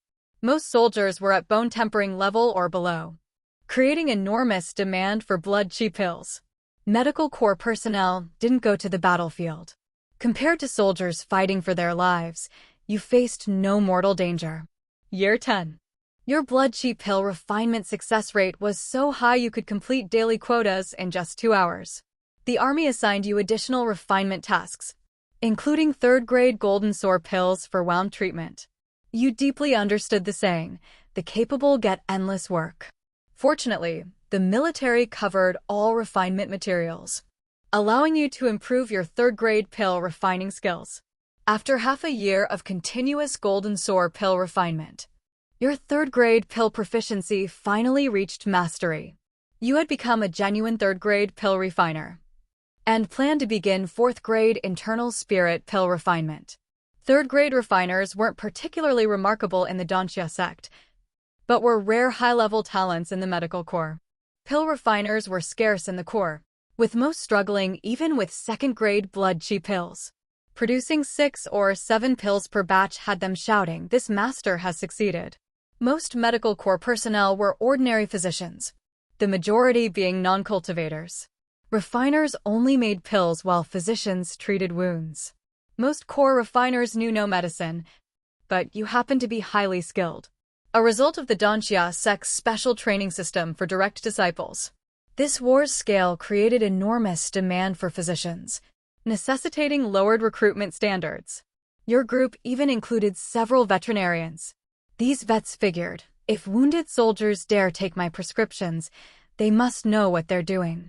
The soldiers thought, if physicians dare prescribe this, they must know what they're doing. Both sides happily engaged in this mutual understanding. Until yesterday, when a vet prescribed an ox dose to a wounded soldier. The soldier's eyes immediately turned red as he excitedly mooed, constantly feeling his neck lacked a plow. He ended up plowing 2 acres before calming down. After this incident, the vets received emergency medical training.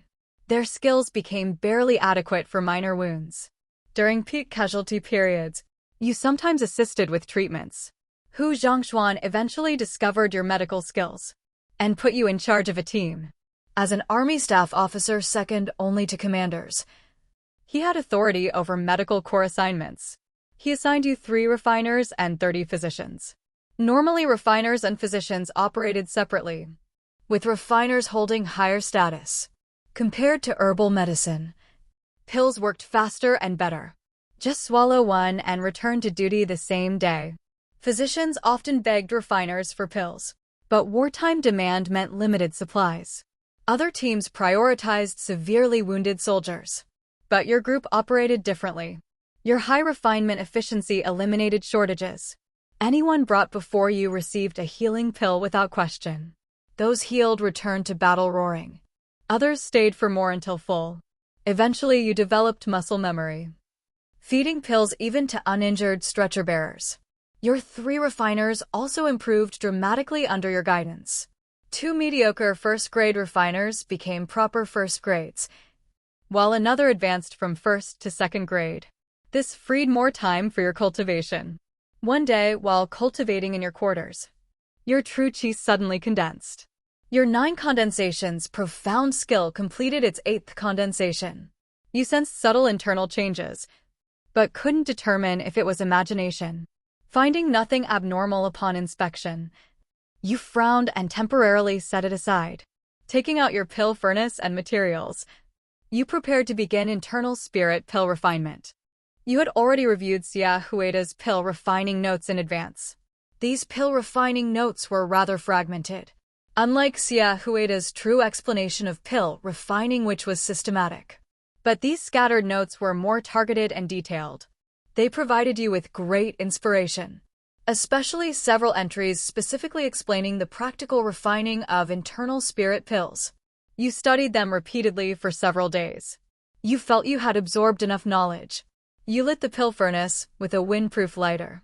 After calming your mind, you officially began your first refining attempt. After 2 hours of complete concentration, the first batch of internal spirit pills steamed fresh from the furnace. You calmly opened the furnace. Thin-skinned with generous filling 18 folds.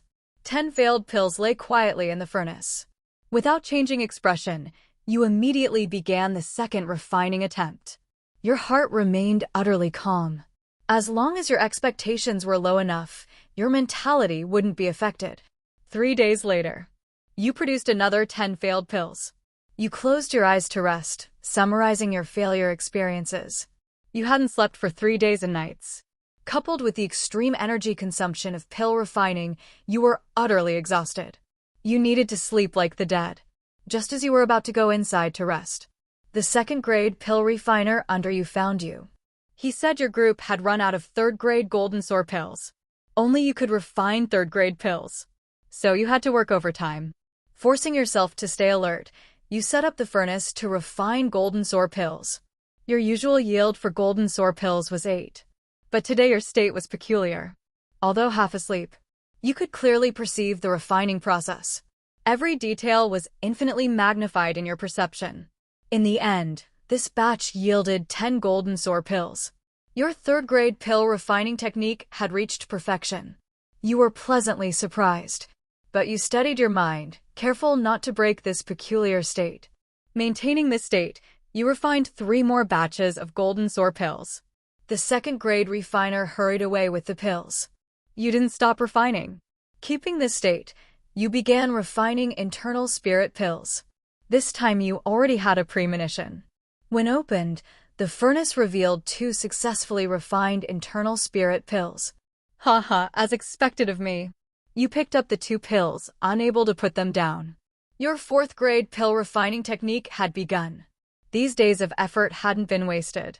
Simultaneously, you exited that mysterious state. No matter how you tried, you couldn't re-enter it. Instead, endless weakness washed over you. Your legs went weak as if you'd fought for 7 days and nights. You hurried back to your room and collapsed into sleep. After 2 days and 1 night, you slowly awoke. Upon waking, Hu Zhongshuan happened to come looking for you. Having not seen you for days, he thought you'd deserted.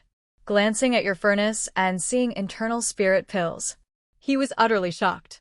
Your progress speed was terrifying, reaching 4th-grade pill refining in mere days. But you knew it was only because of accidentally entering that mysterious state. You noticed Hu Zhongshuan seemed knowledgeable about refining too, since he recognized these as internal spirit pills just from the failed ones. Hu Zhongshuan offered to provide ample materials for refining internal spirit pills, but half the yield would go to the military. You indeed didn't have many materials for internal spirit pills. This damned Yajianka near Tsangwang Desert had nowhere to buy more. Hu Zhongshuan's offer solved your problem, but half was too much. After bargaining, you settled on giving 3/10 to the military. Hu Zhongshuan considered and agreed. Given your current low success rate, even giving half wouldn't make you lose. Now only giving 3/10 was pure profit. You rarely went to the medical corps now. You stayed safely in the rear, diligently refining internal spirit pills, only going to help when 3rd-grade pills were needed. Hu Zhongshuan didn't force you to the medical corps either. You thought Hu Zhongshuan was quite decent. Year 11. Great Qian and Jinyu Nation fought fiercely, neither yielding to the other. Even ultimate grandmasters began joining the fray, but neither side gained clear advantage.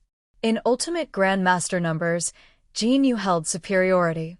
Great Qian's Li Imperial clan had 56 ultimate grandmasters. Jinyu Nation had 68 ultimate grandmasters. But most of Jinyu's belonged to Mijin sect. Mijin sect was Jinyu's state-protecting sect. Unlike Great Qian with its many sects, Jinyu had only Mijin sect. Mijin sect's leader held immense power, even above Jinyu's ruler. Jinyu's ruler had to affectionately call him beloved father. So Jin Yu's military could mobilize few ultimate grandmasters. Great Qian wouldn't deploy all its ultimate grandmasters either. Thus the stalemate continued.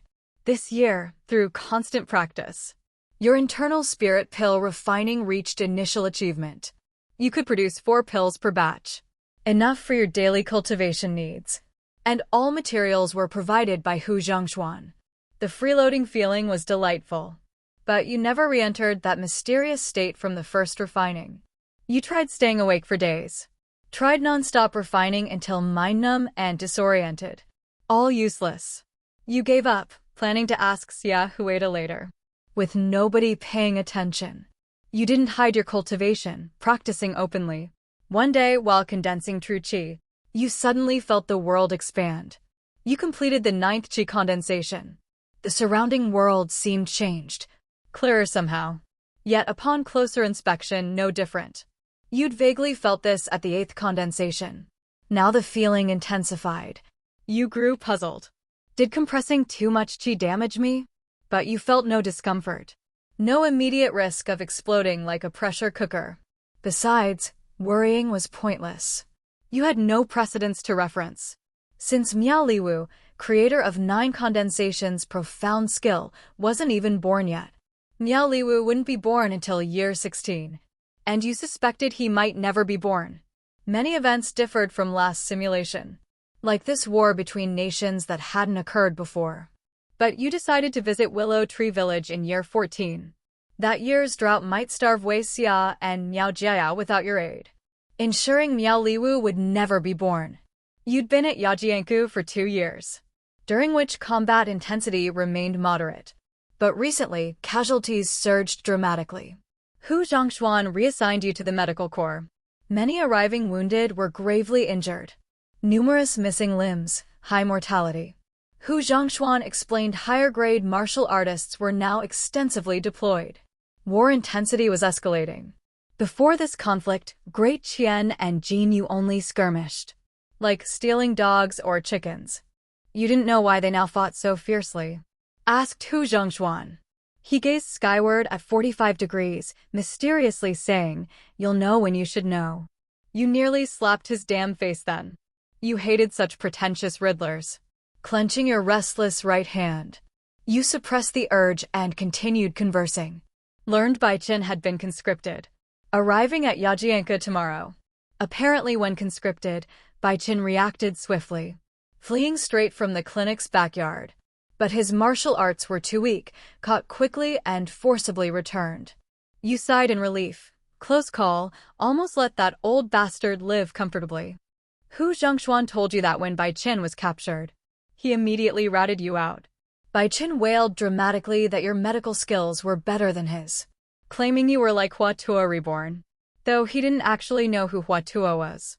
Bai Qin begged the army to arrest you instead of him. Bai Qin said he knew nothing. Admitted he'd accidentally killed patients before, throwing all kinds of dirt at himself. But none of it worked. The army had even drafted veterinarians, clearly unfazed by Bai Chen's track record. The next day, Bai Chen was indeed assigned to the medical corps. Seeing you, he acted like meeting a long-lost relative, passionately describing how much he'd missed you these past 2 years. Bai Chen claimed he'd never betrayed you when captured. Never imagined you'd been conscripted earlier. You asked, then how come I heard someone compared me to Hua Tuo reborn? Bai Chen's expression stiffened. Senior brother, who has such good taste. You kicked him directly. Get to work. Bai Chen was placed under your supervision. You put him in charge of pill refining. Bai Chen actually had decent talent for pill refining. Even though he fooled around constantly, frequenting brothels, he could produce 6 second-grade pills per batch, reaching minor mastery. Not quite a second-grade pill refiner yet, but close. As the war intensified, the medical corps' workload grew heavier. Sometimes you even treated Jin Yu nations wounded. After treatment, senior officers like Hu Zhongshuan would interrogate them. You noticed they used a 3rd-grade pill called Confusion Heart Pill during interrogations. The Confusion Heart Pill muddled the mind. Paired with specific martial techniques, it could force information disclosure. Though the effects weren't very stable. You obtained the Confusion Heart Pill recipe from Hu Zhongshuan. and began researching it. After 6 months, you improved the formula. The enhanced version stabilized the effects, no longer requiring supporting martial techniques. Just administering the new pill would make interrogated subjects answer any question truthfully, with remarkably effective results.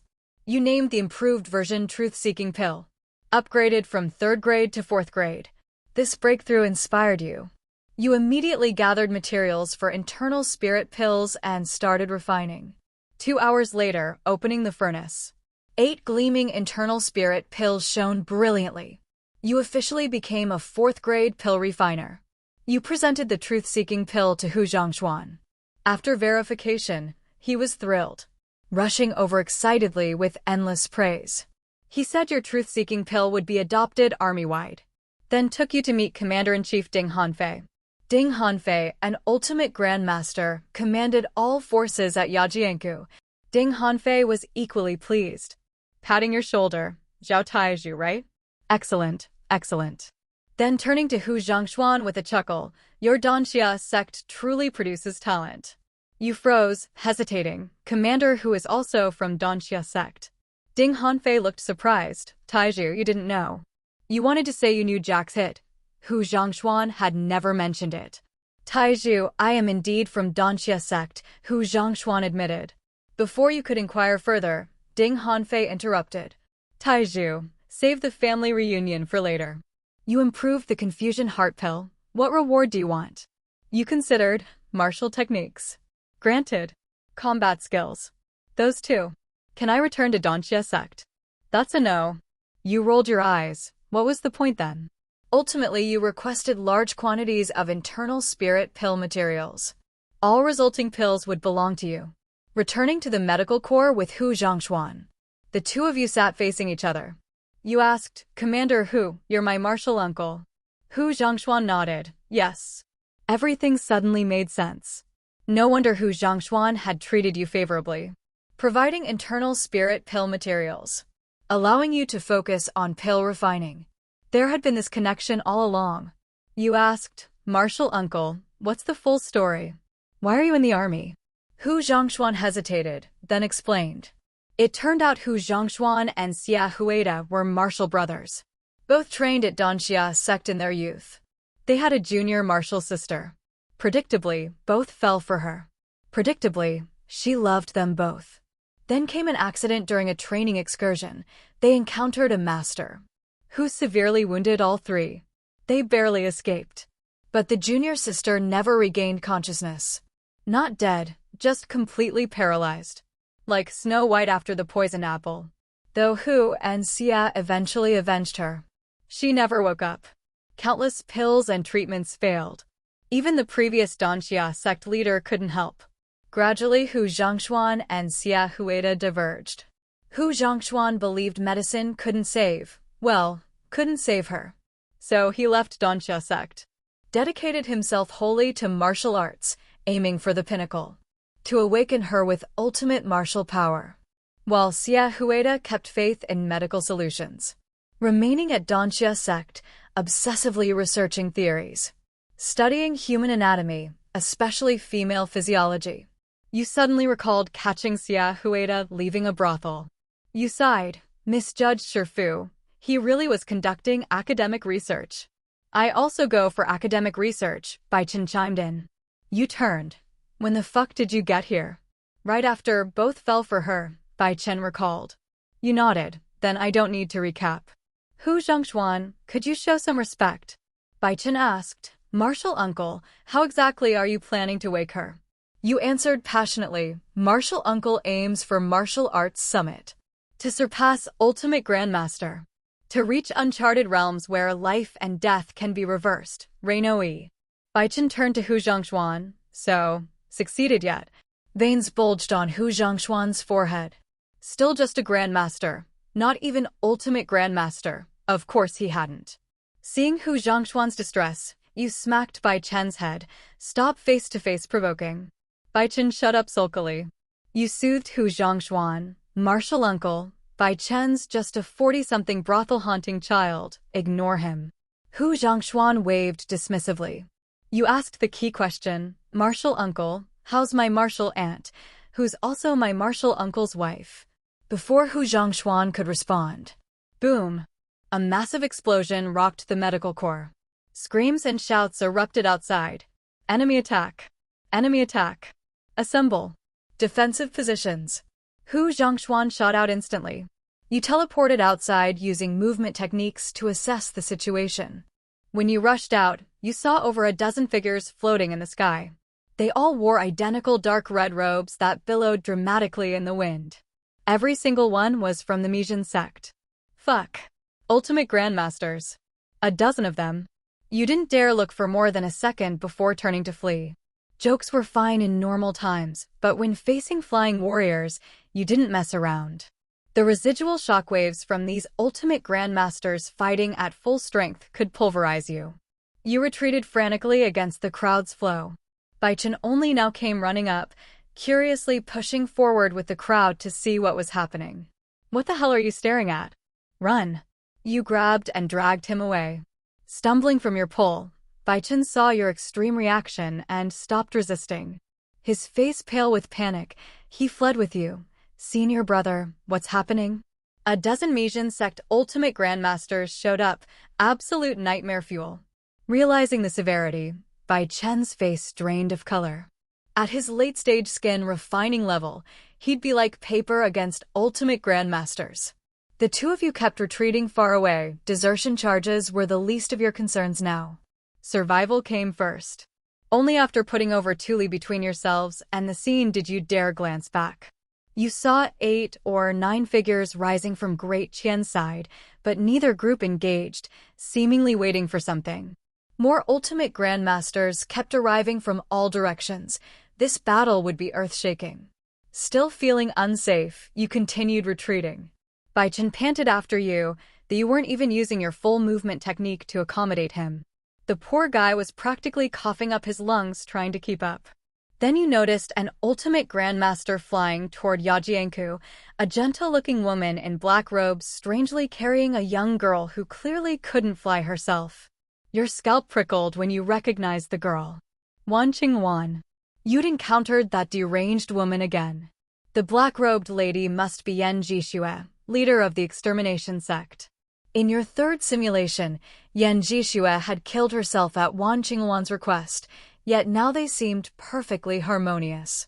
You couldn't fathom how their relationship would deteriorate from loving to lethal.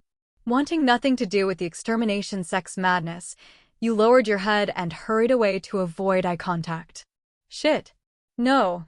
You suddenly realized your mistake. You were using the Phantom Phoenix Steps technique Wan Qingwan had given you.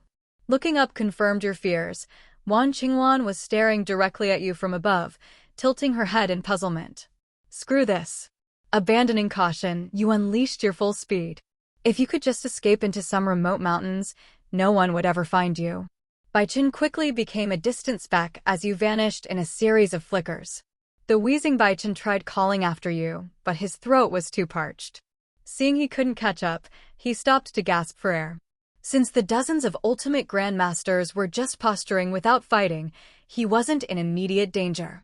Wan Qingwan only gave you a curious glance before losing interest. After putting several more li between yourself and the scene, you finally relaxed slightly. Then an inexplicable shudder ran through you. Something about the environment had changed. Though nothing looked different, you were certain the area had transformed somehow. The air seemed saturated with something. Intangible yet present. Wait, not intangible. Your clever little brain had an epiphany. Theoretically, anything you could touch could be stored in your spatial inventory. If something existed in this air, you should be able to collect it. A with tilde and epsilon. I'm a fucking genius. Activating your spatial storage, you suddenly found a mass of white mist swirling within, about 10 feet across. As you examined it, you sensed an ultimate grandmaster approaching your direction. Not one to gamble with your life, you had another brilliant idea. Instead of fleeing against the crowd and standing out, you turned back toward Yajianku, blending in seamlessly. Moments after you left, the ultimate grandmaster landed precisely where you'd been, searching the area with visible confusion. Your face remained impassive as you glanced back, but internally you were screaming, "Holy shit! Jackpot!" Anything an ultimate grandmaster sought so urgently had to be incredibly valuable. An even wilder thought struck you. Perhaps this white mist was why dozens of ultimate grandmasters had gathered. Insane. Absolutely insane. Excitement made every pore tingle, your heart pounding so hard you feared your lungs might burst. Only with great effort did you calm down enough to rejoin Bai Chen.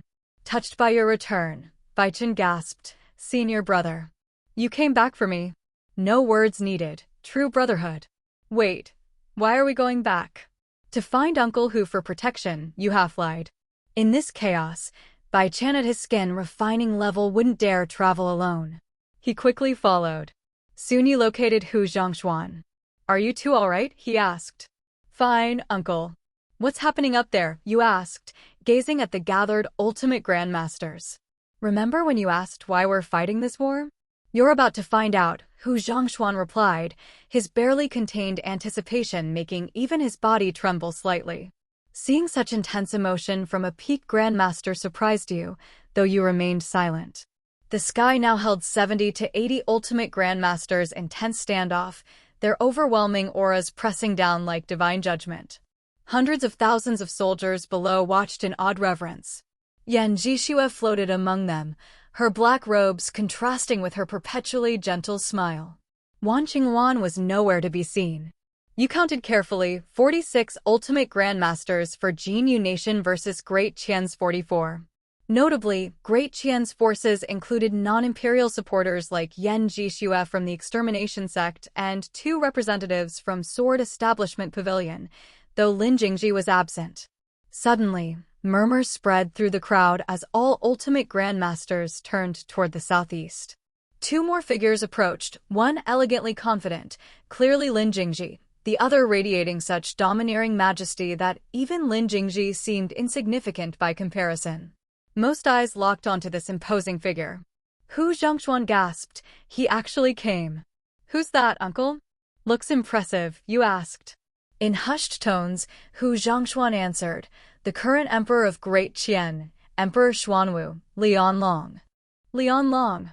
You recall the legends about this legendary emperor. Not all emperors of Great Qian were ultimate grandmasters. In Great Qian's thousands of years of history, the number of emperor ultimate grandmasters could be counted on one hand. Lian Long was unanimously recognized as the strongest among them. Quite inspirational. With Lian Long and Lin Jingji's arrival, both nations now had 46 ultimate grandmasters each. Perfectly matched. The ultimate grandmasters of Great Qian all bowed slightly toward Lian Long as a sign of respect.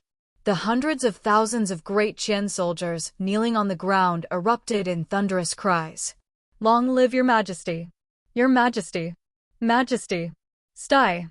The echoes reverberated across the vast field. You asked, "Uncle Master, with nearly 100 ultimate grandmasters here, won't the sky collapse when they fight?" Hu Zhongshuan turned his head, looking puzzled. "Fight? It's already over." "What? When did they fight?" you exclaimed in shock. "They just struck a few poses in the air and called it a fight? Was it a contest of whose stylist was better?" You were speechless. What kind of nonsense was this? They didn't even move. Was this some kind of conceptual battle? You wanted to see rivers of blood. Damn it, refund my ticket. Hu Zhongshuan explained, unless it's a life or death grudge, ultimate grandmasters almost never fight personally. Having finally obtained 200 years of lifespan, who wouldn't treasure it, Arnu? You frowned. If they don't fight, who does? We lower-ranking soldiers do the fighting. Then what are they doing? They're distributing profits. You remembered a period when the battles had suddenly become extremely intense. That must have been when the armies from both sides were fighting the decisive battle. You had been so busy during that time that your cultivation suffered. Who won? A draw. Equal profit distribution? Equal. You let out a long sigh. Great. Screw their ancestors 8 generations back. With Lian Long and Lin Jingji's arrival, the ultimate grandmasters from both sides finally took action. First, someone from Great Qian's side stepped forward. He held a device resembling a rice cooker in her pot. The man closed his eyes to sense something, then immediately flew off in a certain direction. In just half a quarter hour, he returned. He presented the rice cooker pot to Li Onlong. After examining it, Li Onlong nodded. Someone from Jinyu Nation also stepped forward. Their rice cooker pot had a slightly different design, but it was clearly the same type of object. The Jinyu representative similarly sensed for a moment, flew out for a round, then returned. "Uncle Master, what are they doing?" you asked. Baichen also curiously craned his neck to listen. "They're collecting earth sources," Hu Zhongshuan replied. "You thought of the misty substance in your space. Though you had an inkling, you still asked, what's an earth source? Earth sources can refine pills and artifacts, but their most important function is turning grandmasters into ultimate grandmasters." Though shocked inwardly, you kept your expression calm. You frowned. "Aren't ultimate grandmasters just grandmasters who've cultivated further?" Hu Zhongshuan smiled. "No grandmaster can become an ultimate grandmaster through cultivation alone." Now you understood why ultimate grandmasters could fly and had 200-year lifespans. Fundamentally, ultimate grandmasters and ordinary martial artists weren't even the same species anymore. They might as well have reproductive isolation. And all this was thanks to earth sources. You asked further, "Uncle Master, what does an earth source look like?" Hu Zhongshuan answered, "Martial artists below ultimate grandmaster level can't see earth sources, but they're said to appear as white mist." You nodded. You were certain now. The mist you'd collected into your space was an earth source. An earth source that could turn grandmasters into ultimate grandmasters was ridiculously overpowered. You decided to study it thoroughly once you were safe. Fortunately, since the earth source was stored in your space, even ultimate grandmasters couldn't detect it. You asked another question. If earth sources can't be seen by martial artists below ultimate grandmaster level, and grandmasters need earth sources to become ultimate grandmasters, then where did the first ultimate grandmaster come from? Faced with this chicken or egg dilemma, Hu Zhongshuan's brain short-circuited. After a long pause, he could only say he didn't know. "Uncle Master, how does an earth source turn a grandmaster into an ultimate grandmaster?" "By absorbing it." "No, through enlightenment." "Enlightenment?" you murmured. "Yes, and not all grandmasters necessarily succeed in becoming ultimate grandmasters through earth source enlightenment. There are many failures. If they fail, can the earth source be used by others?" "Yes, but the earth source will dissipate. It can only provide enlightenment for 3 people at most." "What if someone below grandmaster level tries to comprehend an earth source?" "Nothing would happen. Martial artists who aren't grandmasters can't understand earth sources, just like illiterate children can't read essays." "What if they force it?" Hu Zhongshuan gave you a strange look. "I don't know that either." "Uncle Master, one last question. If grandmasters can't see earth sources, how do they achieve enlightenment?" "See those devices in their hands?"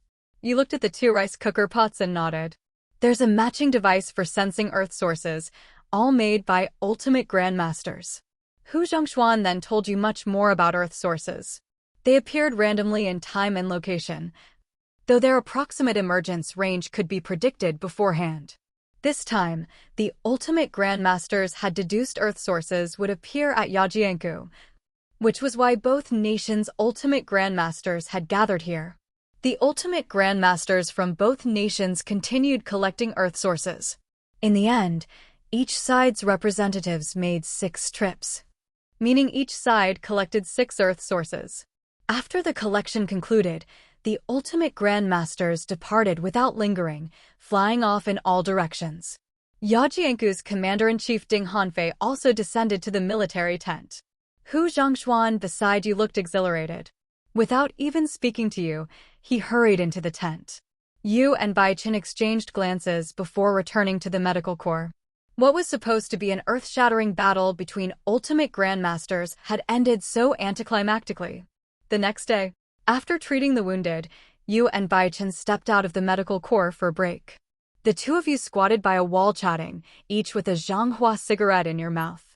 Just then, Hu Zhongshuan passed by. He looked at you 2 in surprise. "What are you doing here?" You looked back equally surprised. "We've worked all day. Can't we take a smoke break?" "No, I mean, why haven't you returned to Donxia sect?" Hu Zhongshuan asked urgently. You sighed. "Maybe because we enjoy this life on the knife's edge, living day to day without guarantee of tomorrow. Definitely not because you'd drag us back if we ran away. You could have left yesterday. The ultimate grandmasters finished distributing Earth sources. The war's over. You froze. Who said that? Didn't I tell you yesterday? Hu Zhongshuan sounded uncertain. Gnashing your teeth, you said, "Dear Uncle Master, you told us nothing. You ran off immediately yesterday." Hu Zhongshuan suddenly realized, my bad. I was too excited yesterday. Damn it. We can finally leave. Overjoyed, you gave Baichen 2 hard slaps. Equally excited, Baichen also slapped himself twice. Arm in arm, the two of you skipped back to pack your things. You finished packing quickly, cheerfully bidding farewell to Hu Zhongshuan. Goodbye, Uncle Master. Hope we never meet again. Hu Zhongshuan just smiled. We'll meet again. No thanks. You immediately bolted. You planned to thoroughly study that Earth source upon returning to Donxia sect. While in your space, the Earth source remained unchanged like the food. So you didn't need to worry about it dissipating before you reached Grandmaster level. Before becoming a Grandmaster, you intended to thoroughly examine this Earth source. You might discover something unexpected. You and Baichen soon reached the camp entrance, only to find a crowd gathered there. Mostly Yajianka soldiers, pointing and whispering at someone in the center. Isn't that the extermination sex saintess? What's she doing here? Who knows? Why don't you ask her? You ask her. She could kill me with one slap. Hearing this, you frowned. Wan Qingwan. Let's go. You quickened your pace to leave. It was best not to provoke extermination sect members. They were too unpredictable. As Baichen followed, he glanced at the crowd. Senior brother, what's going on over there? Don't ask. Someone you can't afford to mess with. Baichen immediately shrank back. How do you know, senior brother? Just don't, you said in a hushed tone. You and Baichen exited Yajianka camp. Only after putting considerable distance between you did you dare look back.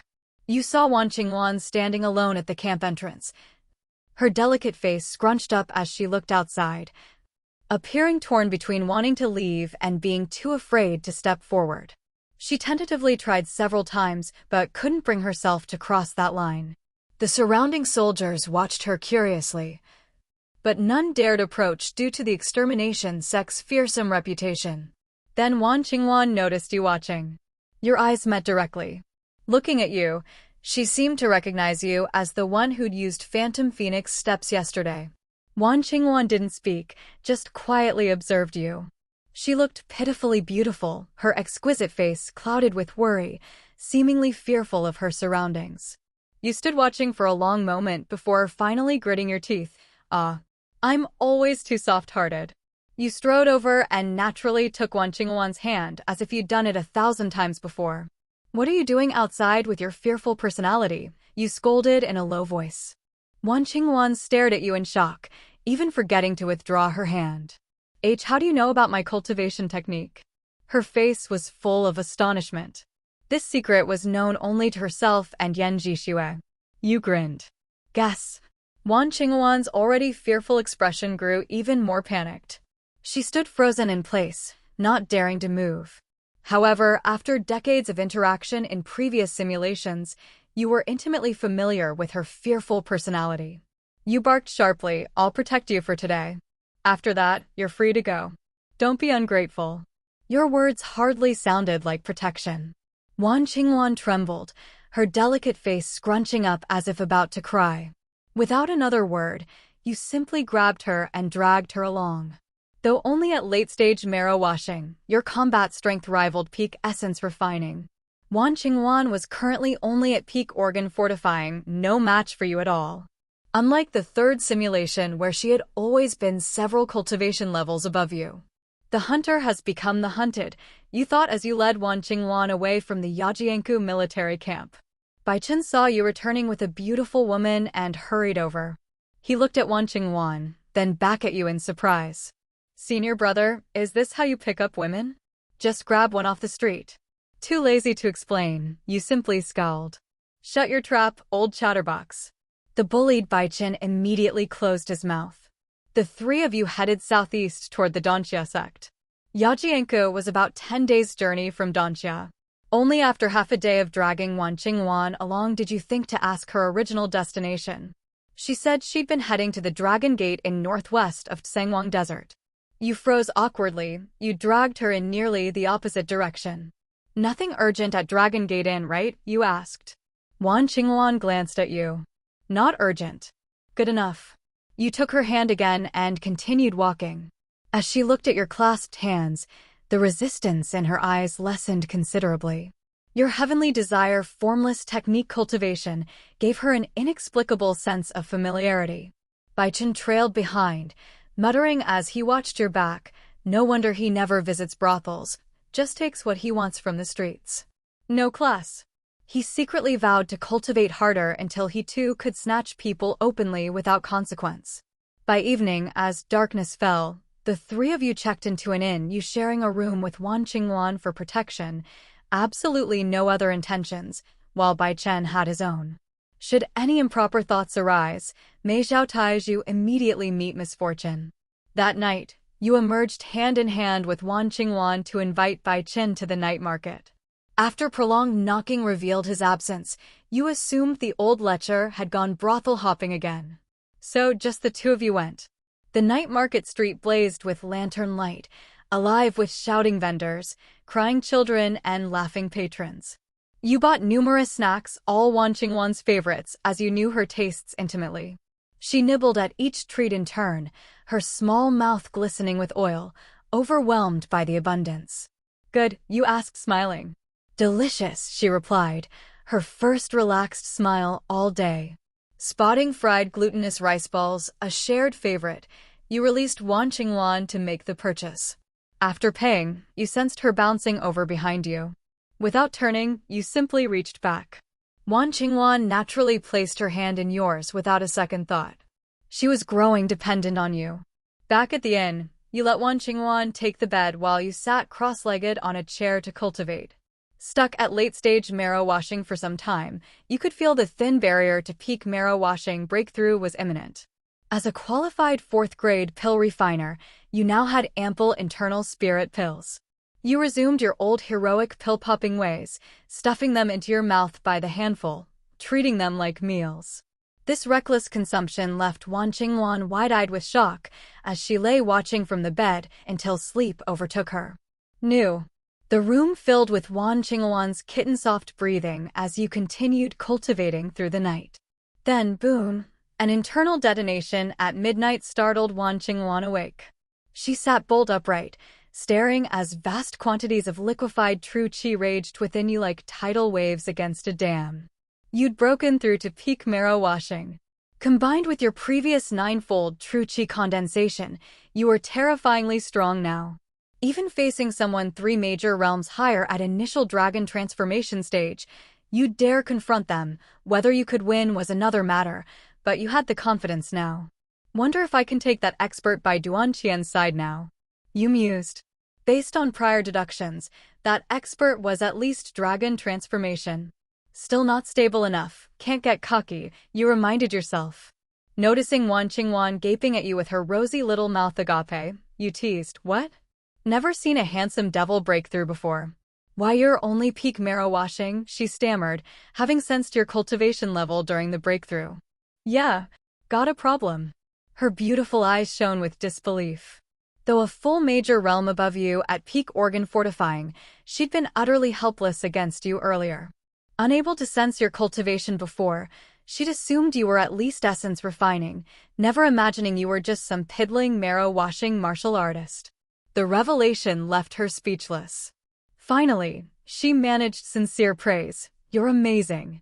You smirked. Someone used to tell me that often too, usually at night though. Wan Qingwan looked confused. Sleep now.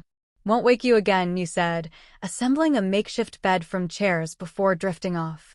Next morning revealed Wan Qingwan in her loving personality, radiating human kindness. She collected 8 stray dogs, 9 stray cats, and even a lost little girl, who turned out to just be playing outside her own home until Wan Qingwan rescued her. The frantic parents were nearly reporting her to authorities until you returned the child with 10 taels for their trouble. Could you at least ask before collecting people? You chided, poking her flawless forehead. I didn't see any adults around her. Wan Qingwan sat on the bed, wringing her hands. Lots of places don't have adults around. I don't have adults around me, why not collect me? She studied you seriously. You're too heavy to collect. You sighed, this was your own karma anyway. As Wan Qingwan curled up contritely in the corner like a scolded child, you said, your fearful phase is over. Go back to Dragon Gate and yourself, I'm returning to Danxia sect. As long as it's not the fear personality, Wan Qingwan won't cause any more trouble. You and Wan Qingwan should go your separate ways now. But Wan Qingwan lowered her head without speaking. You thought to yourself, oh no, did she develop feelings? Wan Qingwan suddenly looked up and said, I'll go back to Danxia sect with you. You were shocked. Whoa there, already meeting the parents. Wan Qingwan shook her head. No parents, I have no family. You thought for a moment, what a coincidence, I don't have parents either. Wan Qingwan, you have no parents. You have no family. Wan Qingwan, you have no parents. You have no family. After this orphan banter, you both decided to return to Danxia sect together. Wan Qingwan really wanted to ask how you knew so much about her cultivation technique. But knowing you wouldn't tell, she didn't bother asking. You walked out of the room. Wan Qingwan obediently followed behind, holding onto your sleeve. Bai Chen's room was still empty. You waited outside the inn. You knew Bai Chen would return eventually. After 15 minutes, Bai Chen appeared. Bai Chen looked terrible, pale face, heavy dark circles, unsteady steps. Each step made his legs tremble 3 times. For a martial artist to be this wrecked after one night spoke volumes about the intensity. Senior brother, let's go. Bai Chen forced a smile with pale lips. You sighed helplessly. Were you trying to get your money's worth? Bai Chen weakly chuckled. Didn't lose too much. You lightly kicked him to the ground. Your body is drained dry, and you call this not too much. As long as the money loss wasn't too much. Bai Chen smiled contentedly. Fine, at least you got something out of it. Good for you. You were impressed. There was no way Bai Chen could walk in this state. You had no choice but to buy 3 fast horses. Sometimes you wondered if you were too nice to Bai Chen. The 3 of you rode toward Danxia sect. After riding all day, that night you stopped at a small town. In the room, Wan Qingwan called you over from the bed. What is it? You asked. She beckoned you again. You walked over curiously. Wan Qingwan smiled faintly and opened her outer robe. Oh? Lady Benefactor, is this appropriate? You said while already taking off your pants. Wan Qingwan pulled out a martial arts manual from inside her robe and handed it to you. Oh, giving me something. My mistake. You pulled your pants back up from your ankles and tied them with a bow. Taking the manual. What's this? A sect class movement technique, treading heaven steps. Wan Qingwan said. You flipped through it, for me. Thank you for taking care of me these 2 days. What's your name? You answered, I never change my name. Zhao Tai, he you. You almost slipped up. I'm Wan Qingwan. I know, extermination sexantus, with a mole on your right butt cheek. Wan Qingwan, ? Just guessing. Don't tell me it's true. Wan Qingwan gave you a meaningful look. You really know me well. Just doing my job. Wan Qingwan stood up. I'm returning to Dragon Gate Inn. Not coming to Danxia sect? You asked, surprised. No. She walked toward the door. Why? You immediately realized it was a stupid question. Since when did an extermination sect member need reasons? Whimsical decisions were Wan Qingwan's style. At the door, Wan Qingwan smiled faintly. I'll be in a bad mood tomorrow. Then she disappeared into the night. Like a bird that could never be caged. Bad mood. You remembered. After tonight would be Wan Qingwan's hate personality. Did she leave to spare me from seeing her unpleasant side? The more you thought about it, the more it made sense. She's doomed. She's fallen in love. I'm doomed too. She's latched onto me. You grimaced. The next day. No more leisurely travel. You and Bai Chen rode day and night.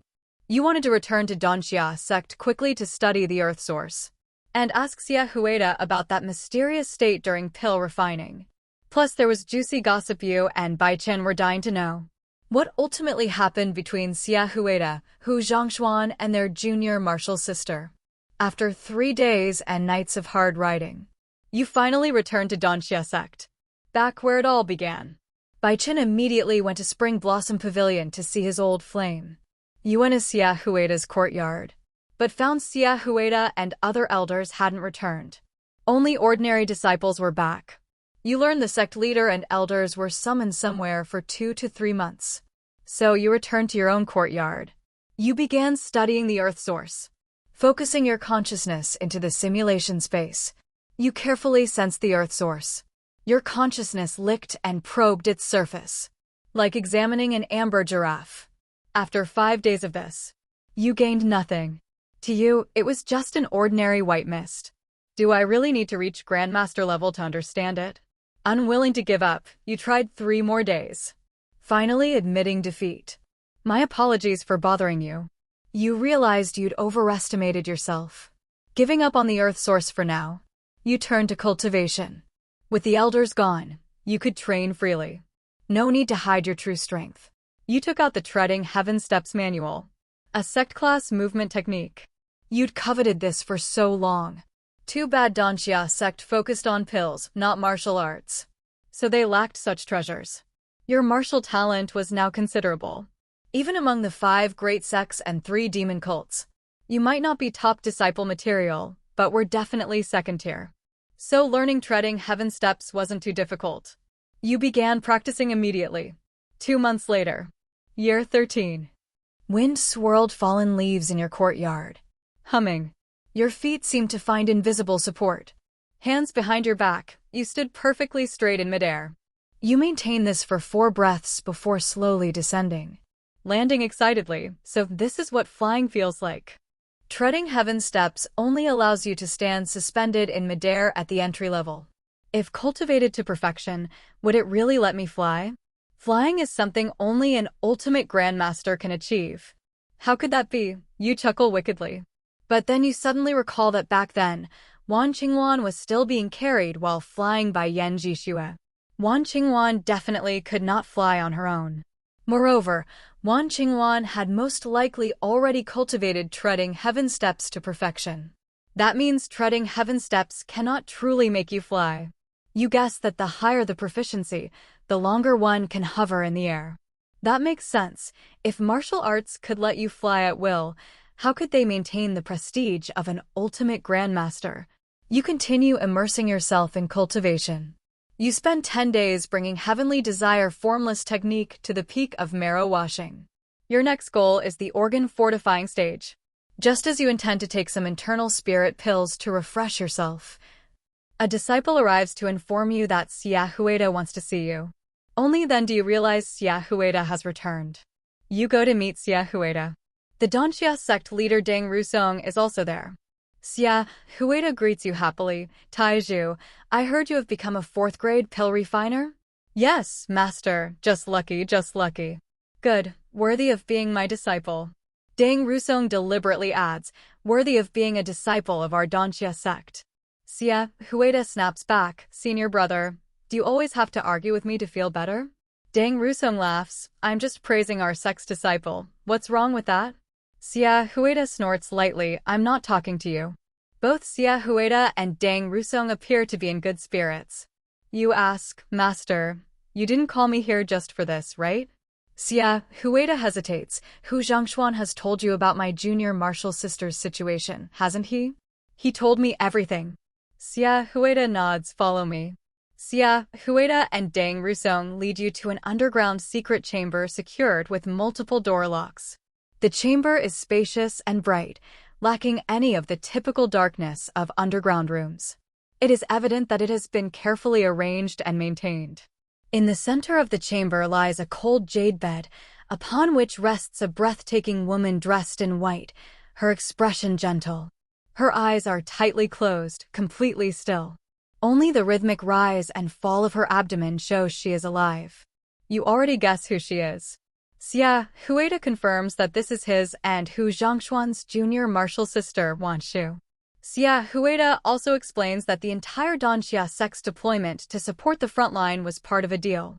It was to exchange for an Earth Source from Emperor Xuanwu Lianlong. However, Danxia sect's greatest sacrifice for this earth source was not just refining pills or healing on the front line. Rather, the entire Danxia sect leadership spent 2 months working together to help Li Anlong successfully refine a very important medicinal pill. More than a dozen senior pill refiners in the Danxia sect were involved. The lowest rank among them was a 6th-grade pill refiner, and Deng Rusing himself was a genuine 8th-grade pill refiner. Our Nigerian Ira. You are very curious what kind of miraculous pill such a lineup could produce. But Xia Huida does not tell you, probably because Li Anlong demanded secrecy. You understand that this earth source is intended for Wanshu. They actually used this precious earth source, painstakingly obtained by the entire sect's efforts, to treat Wanshu. You know that earth source is a must-have to become an ultimate grandmaster. Ultimate grandmasters represent supreme combat power and 2 centuries of long life. Such a tremendous temptation would be unbearable without a firm conviction. This shows how high Wanshu's status is in Xia Huida's heart. You believe that Xia Huida must have paid a great price to rally the sect's high-grade pill refiners, especially since Deng Rusong, an 8th-grade master, was involved. You don't think Deng Rusong would help out just because of a private friendship with the elders. You can't help but wonder, what kind of charm does Wanshu possess? You turn to look at the silent woman on the cold jade bed. You notice Wanshu's face is very young, looking only about 17 or 18. Even considering the slow aging of martial artists, it is quite unusual. Xia Huida tells you it is because Wanshu has been lying on the cold jade bed for decades, which slows the body's aging. Also, she cannot move on her own, so her energy consumption is naturally very low. These 2 reasons combined have kept Wanshu's appearance almost frozen at the moment of her accident. You look at Xia Huida and ask, Master, should I call her Master's wife or Master's aunt? Xia Huida looks a bit awkward and purses his lips, unsure how to answer. In fact, neither he nor Hu Zhangxuan have clarified their relationship with Wanshu. Seeing Xia Huida's embarrassment, you kindly help him out. Forget it, Master, it's not important. The 3 of you living well together is what matters most. Xia Huida lets out a complicated sigh. He slowly walks to the cold jade bed and gently strokes Wanshu's delicate face. His movements are cautious, almost imperceptible, as if afraid of disturbing the peacefully sleeping Wanshu. You watch the scene and find it very beautiful. If it weren't for Deng Rusong also reaching out to touch her, this moment would have been even more perfect. You see Deng Rusong licking his lips as he approaches and softly strokes Wanshu's forehead. You're stunned on the spot. They say young people play recklessly, but you old folks aren't any better. Your heart trembles. It turns out this is not just about 3 people, but 4. You are very curious. What kind of super succubus is Wanshu? How can she summon 3 guardian spirits at once? Could it be because a triangle is stable? You can't figure it out. To avoid the situation escalating into an illegal gathering of more than 3 people, you clear your throat twice and say, Sect leader, stop touching her. Sing a song instead. Deng Rusong turns to look at you in surprise. His eyes show confusion, but after thinking for a moment, he suddenly smiles knowingly. Deng Rusong understands you misunderstood him. He laughs and asks, Taiju, do you know Wanshu's surname? You answer, disciple does not know. Wanshu's surname is also Deng. Her full name is Deng Wanshu. I am her biological older brother, Deng Rusong explains. You suddenly realize the truth. At the same time, you secretly sigh in relief. Luckily, the plot isn't too explosive, or I don't know if this would pass censorship. You understand everything at once. No wonder the entire Danxia sect united to obtain the Earth Source. In the end, they used the Earth Source to save Deng Wanshu. No wonder Xia Huida was able to call on the great Buddha Deng Rusong. It turns out Deng Rusong, the sect leader, was pushing hard from the start. You ask, how can the Earth Source be used to wake Master's wife?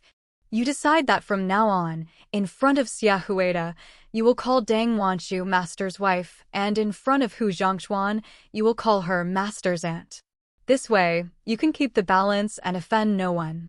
When Xia Huida hears your form of address for Deng Wanshu, the corners of his mouth twitch into a slight smile. He is clearly pleased. Xia Huida slowly walks over from the cold jade bedside. He says, the sect leader and I plan to jointly refine the reviving young pill. The earth source is the key main ingredient for the pill. Dang Rusung nods in agreement. The reviving young pill is an 8th grade sacred healing medicine. No matter how serious the injury or strange the illness, as long as the person still has a breath of life, a single reviving yang pill will instantly restore them to full health. Even someone with one foot in the underworld can be forcibly pulled back. It truly is competing against heaven for life. But you have one question. Xia Huida is a 7th grade pill refiner. Dang Rusong is 8th grade. The reviving yang pill can only be refined by Dang Rusong. So why say that the two of them need to refine it together? Is Xia Huida just there for show? You can't figure it out, so you ask directly, Master, why do you need to jointly refine the reviving young pill? Xia Huida wasn't surprised by your doubts. His expression became somewhat proud.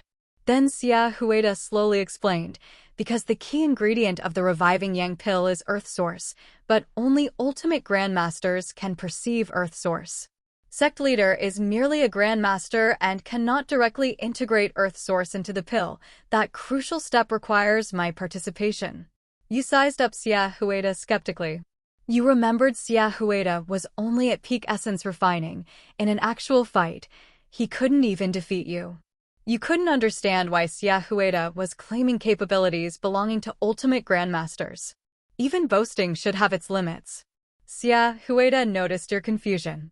Without beating around the bush, he stated directly, Taiju, no need for doubts. The reason I can see Earth Source is because I was born with the divine microvision talent. Divine microvision? What's that? Is it edible? Xia Huida raised his chin slightly, his proud expression intensifying. Beside them, Dang Rusong deliberately snorted dismissively, pretending indifference. Yet a trace of barely concealed jealousy flashed in Dang Rusong's eyes.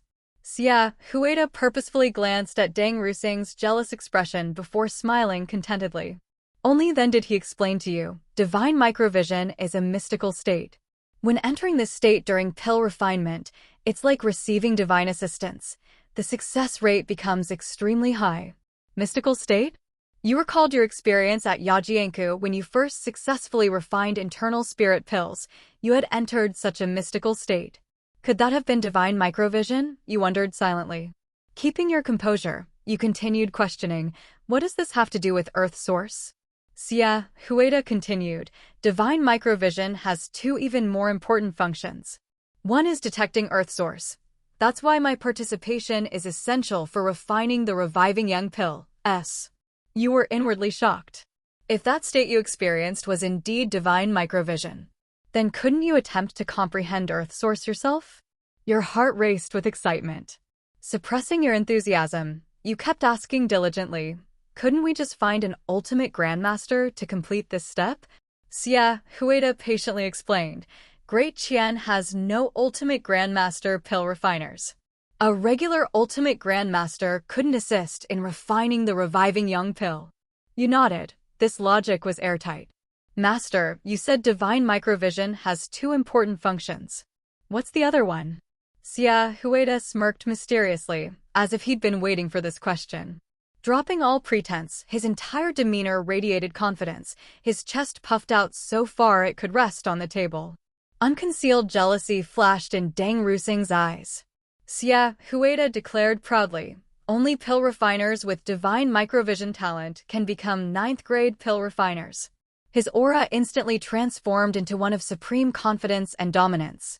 Dang Rusung curled his lip but couldn't offer any rebuttal. You scratched your head and asked sincerely, then why are you only 7th grade? Xia Huida deflated like a punctured balloon. His lips moved wordlessly, clearly embarrassed. Surprisingly, Dang Rusong didn't take this opportunity to kick him while he was down. Instead, he spoke up for Xia Huida. Taiju, your master truly has the potential to become 9th grade. It's just. Halfway through, Dang Rusong turned to look at Wanshu lying on the cold jade bed. He sighed deeply, his face showing guilt. Walking over, he patted Xia Huida's shoulder and said quietly, Wanshu held you back. Xia Huida shook his head, After all these years failing to cure Washu, I'm the one who failed her. Your eyes widened. It had been ages since you heard such pure simp behavior. You could only sigh at the devastating power of a white moonlight crush. Especially one forever preserved at 18 years old who never spoke. No man could resist that. Wanshu had become an obsession for both Xia Huida and Hu Zhongshuan. Dang Rusong spoke slowly. Your master spent decades searching for ways to cure Wanshu, wasting too much energy and time. Otherwise, I wouldn't be the sect leader. You didn't know what to say. Raised under the red flag, your instincts told you simps die miserable deaths. But did someone like Xia Huida really deserve that? You weren't sure. Xia Huida said calmly, Taiju, to be frank, the reviving young pill is just an attempt. We can't guarantee Wanshu will wake up. What if it really fails? You asked. Xia Huida's eyes flickered before he finally answered, then I won't be able to accompany her much longer. You recalled Xia Huida was 78. He should have another decade or two. Why? Xia Huida said wistfully, all these years of exhaustive efforts have drained my vitality. I only have a few years left. You fell silent. Most importantly, Xia Huida's eyes showed deep sorrow. Wanshu could live much longer. Her bodily functions are only around 50 years old. Counting on your fingers, you said, so if Andy lives to 90, she has about 80 more years? That would total around 150 years. Xia Huida nodded. You were shocked. That was ridiculously long-lived. You might not even outlive Wanshu. Wait, if Auntie lives that long, who'll take care of her? By then Xia Huida, Hu Zhongshuan and Deng Rusong would all be underground. Would they pass Wanshu down as a family heirloom? But none of them had descendants. If the reviving young pill can't wake Wanshu, then someone exceptionally long-lived will care for her, Xia Huida said mournfully. Who lives that long, you asked. Xia Huida, ultimate grandmasters live exceptionally long. You, which ultimate grandmaster would agree to care for Auntie? Xia Huida, no ultimate grandmaster would agree to care for Wanshu. You, then why even? However, I know Hu Zhongshuan recently obtained some Earth Source and is attempting to break through to ultimate grandmaster. If he succeeds, Xia Huida couldn't continue. The thought of his lifelong white moonlight being entrusted to his love rival after his death was too bitter to contemplate. Not wanting to ruin the mood but too curious, you asked, what if Uncle Hu fails to break through? Xia Huida and Deng Rusong suddenly looked up at you simultaneously. Did I say something wrong? The warmth in their eyes transformed into calm determination. Xia Huida's tone became emotionless. If both the reviving young pill and Hu Zhongshuan's attempt fail, there's only one final option. Xia Huida looked at you calmly. Taiju, would you be willing to care for your martial aunt? You froze. You felt this single sentence could inspire an entire family drama romance novel. You certainly didn't want to take on such responsibility. Seeing your hesitation, Xia Huida said, we can negotiate terms. You still didn't respond. After long consideration, Xia Huida said, let's have a frank discussion. You'll feel our sincerity, Taiju, or should I say, you. Xia Huida's words instantly made your scalp tingle. Shit. My cover's blown. Since when? Your heart tightened. Yet Xia Huida and Deng Rusong across from you remained expressionless. You were confident you could take Xia Huida in a fight. But against Deng Rusong at mid-grandmaster stage? You wouldn't stand a chance even if you fought with your life on the line. Moreover, this was an underground chamber with multiple heavy stone doors sealed shut outside, no chance of escape. These two old foxes had cleverly trapped you like a turtle in a jar. Wait, did I just insult myself? Am I really going to die here? Putting on a calm front, you grinned. Master, who the hell is that bastard you? Never heard of him. Xia Huida produced a letter from his robe. You, I told you we'd show our sincerity. But first, we want complete honesty with you. What do you mean? You eyed the letter in Xia Huida's hand. He opened it and unfolded the paper. After glancing at you, he read aloud. You, male, age 28, native of Stone Cave Village, Xianan County, Danzhou. Your blood ran cold. They dug up your ancestral roots. Xia Huida continued reading in an impassive tone. You farmed at home until 15, when severe drought caused his parents to starve to death. On the brink of death, you was rescued by Wang Kuan, master of Xianan County's Golden Saber Martial Arts School. 1 month later, all 253 members of the Golden Saber School vanished without trace. Suspected slain by you, with bodies destroyed. 8 days later, Danzhou Prefect Duan Qian issued a warrant to no avail. 7 months later, you appeared at a fishing village under Danxia sect's jurisdiction. 2 months after, under alias Zhao Taizhu, you became apprentice to Danxia sect elder Xia Huida. He demonstrates meticulous cunning, clear gratitude/vengeance principles, and decisive lethality. Possesses exceptional martial and alchemical talent, given time, will become formidable. However, his true cultivation level and motives remain unknown. Extreme caution advised. Xia Huida lowered the letter. This is everything we know about you. Yet we still wish to negotiate. Thorough. Too damn thorough. After hearing your entire biography recited, you couldn't help marveling. It was like someone had shadowed your every move.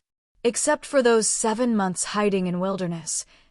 Everywhere you'd interacted with people was meticulously documented. Strangely, this realization calmed you. If they'd gone through such effort to recite classical Chinese at you, they probably weren't planning to kill you. Maybe they genuinely wanted you to protect your master's wife. You asked. Only Emperor Li Onlong could investigate to this extent, right? Correct. We requested his help after pill refining, Xia Huida admitted. Nice bonus service. So you've suspected me for a while. Xia Huida sighed lightly, not suspicion. We needed to confirm you're trustworthy. You studied Xia Huida. That letter got everything right except failing to mention my dashing looks. And you still want to entrust your wife to me.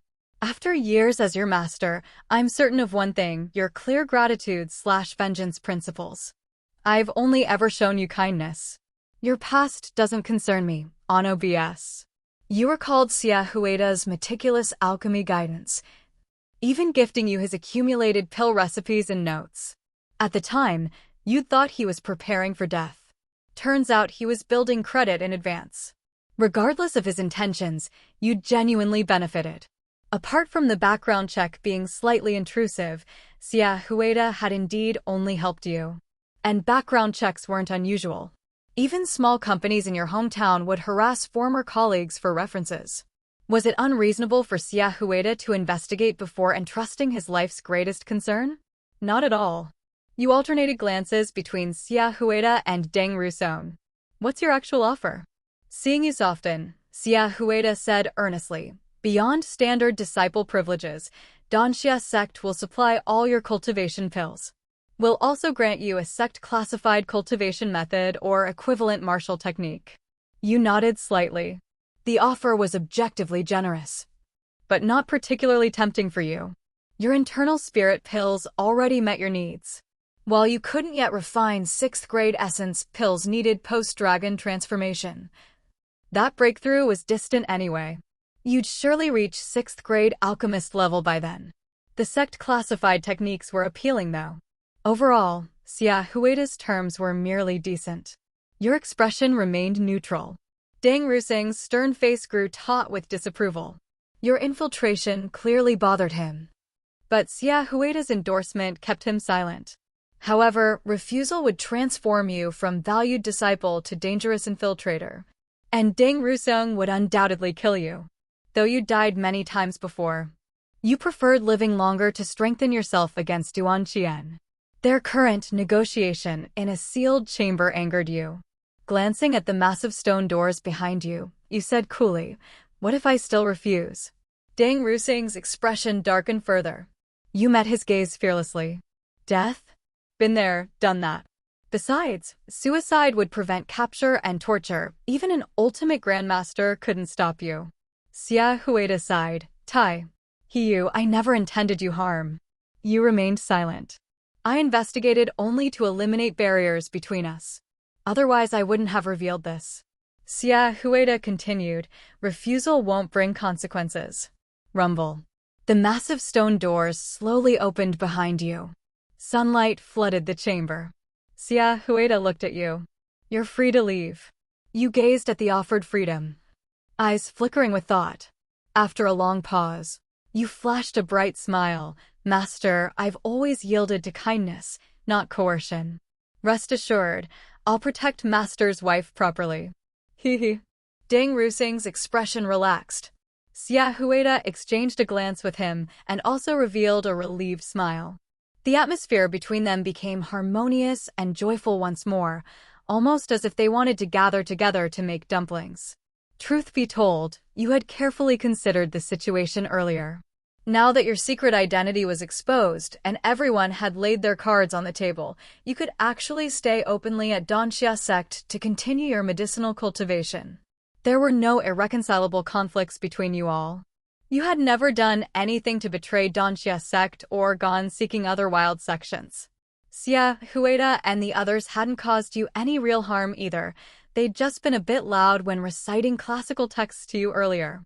If Xia Hueda compensated you with a few internal spirit pills, this matter could be considered settled. You'd still be good friends. Moreover, from now on you'd have the protection of 2 master pill refiners and an endless supply of medicinal pills, treatment even their own fathers never received. All you needed to do was look after your martial aunt who liked sleeping in. This was highly cost-effective work. Although you agreed to care for your martial aunt, you doubted the responsibility would ever fall to you. After all, there were still Plan A and Plan B ahead of you.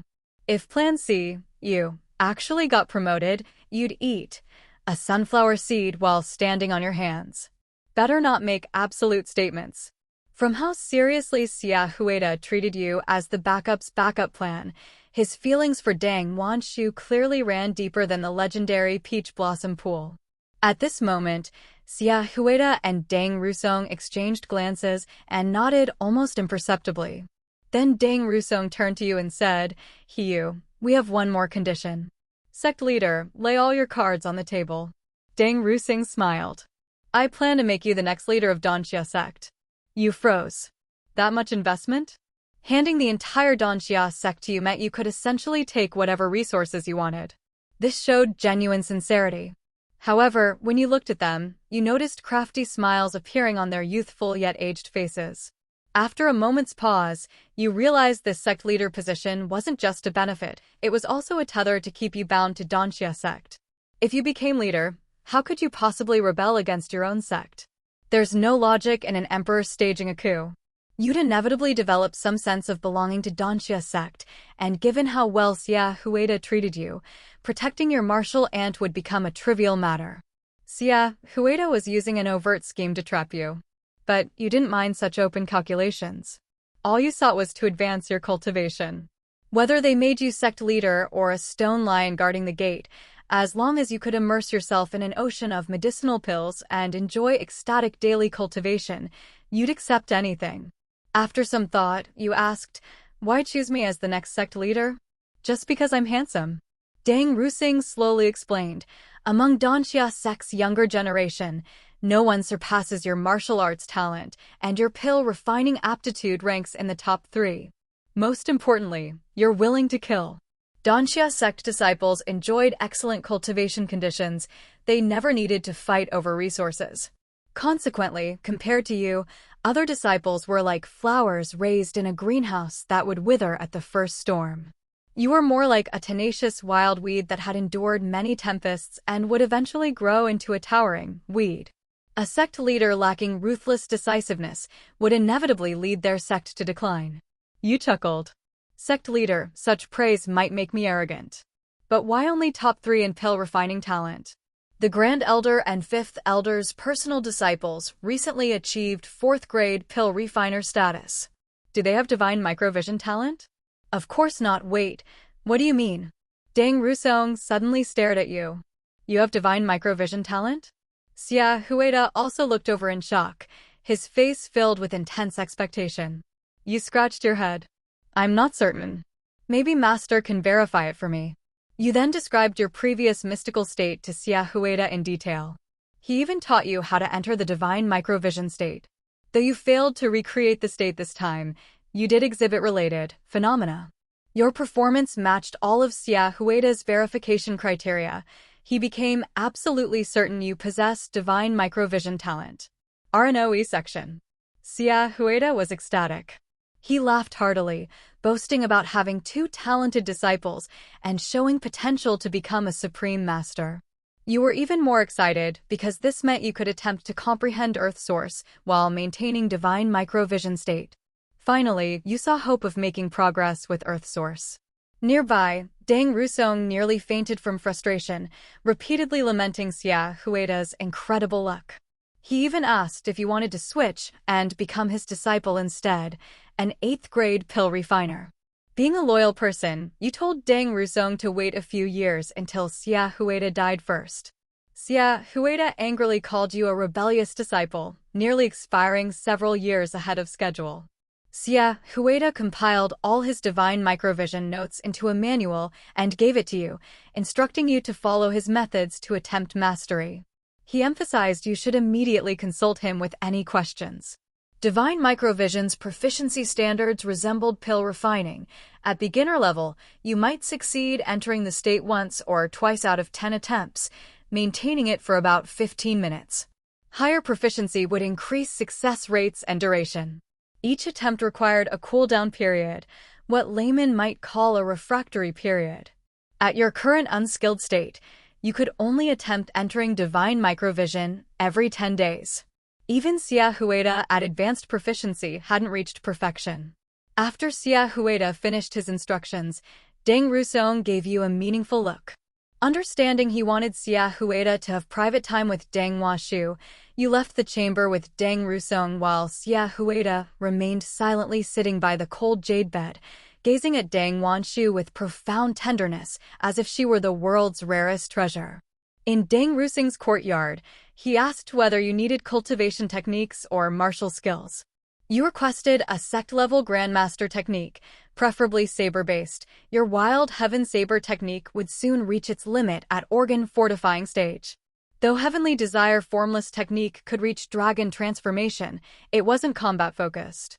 You needed an attack-oriented technique. Deng Rusong promised to acquire one within 2 months through his connections. When he asked if you needed pills, you admitted that while you could refine internal spirit pills yourself, saving time for cultivation would be ideal. So you asked Deng Rusong for 2,000 internal spirit pills to sample the flavor, curious whether 8th grade refined pills tasted better. Tossing one into your mouth immediately, you smacked your lips. Tastes exactly the fucking same. After looting equipment from Deng Rusong, you were about to leave. Deng Rusong called you back. He pulled out a thick book titled True Explanation of Pill Refining and handed it to you. Deng Rusong's version was much more complete and comprehensive than Sia Hueda's. Sia Hueda's book was rather sloppy, perhaps because he was too focused on reviving Deng Wanshu to pay attention to writing properly. Deng Rusong also told you he and Sia Hueda would prepare for a year, then go into seclusion for a month to refine the reviving young pill. During that month, the sex affairs would be temporarily handled by Grand Elder Yun. Deng Rusong also told you to keep secret the matter of you becoming the next sect leader, as announcing it too early would affect the sect's stability. You casually agreed to these trivial matters. After bidding farewell to Deng Rusong, you returned to your courtyard. You were very excited because you had confirmed your divine microvision talent. As long as you entered the divine microvision state, you could detect Earth Source. Previously, you were like an old eunuch holding a peerless beauty, aware but powerless, unable to even begin. Now you were finally complete.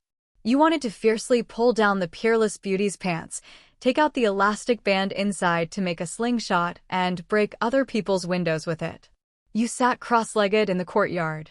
After taking several deep breaths to calm yourself, you began attempting to enter the divine microvision state using the method Sia Hueda taught you.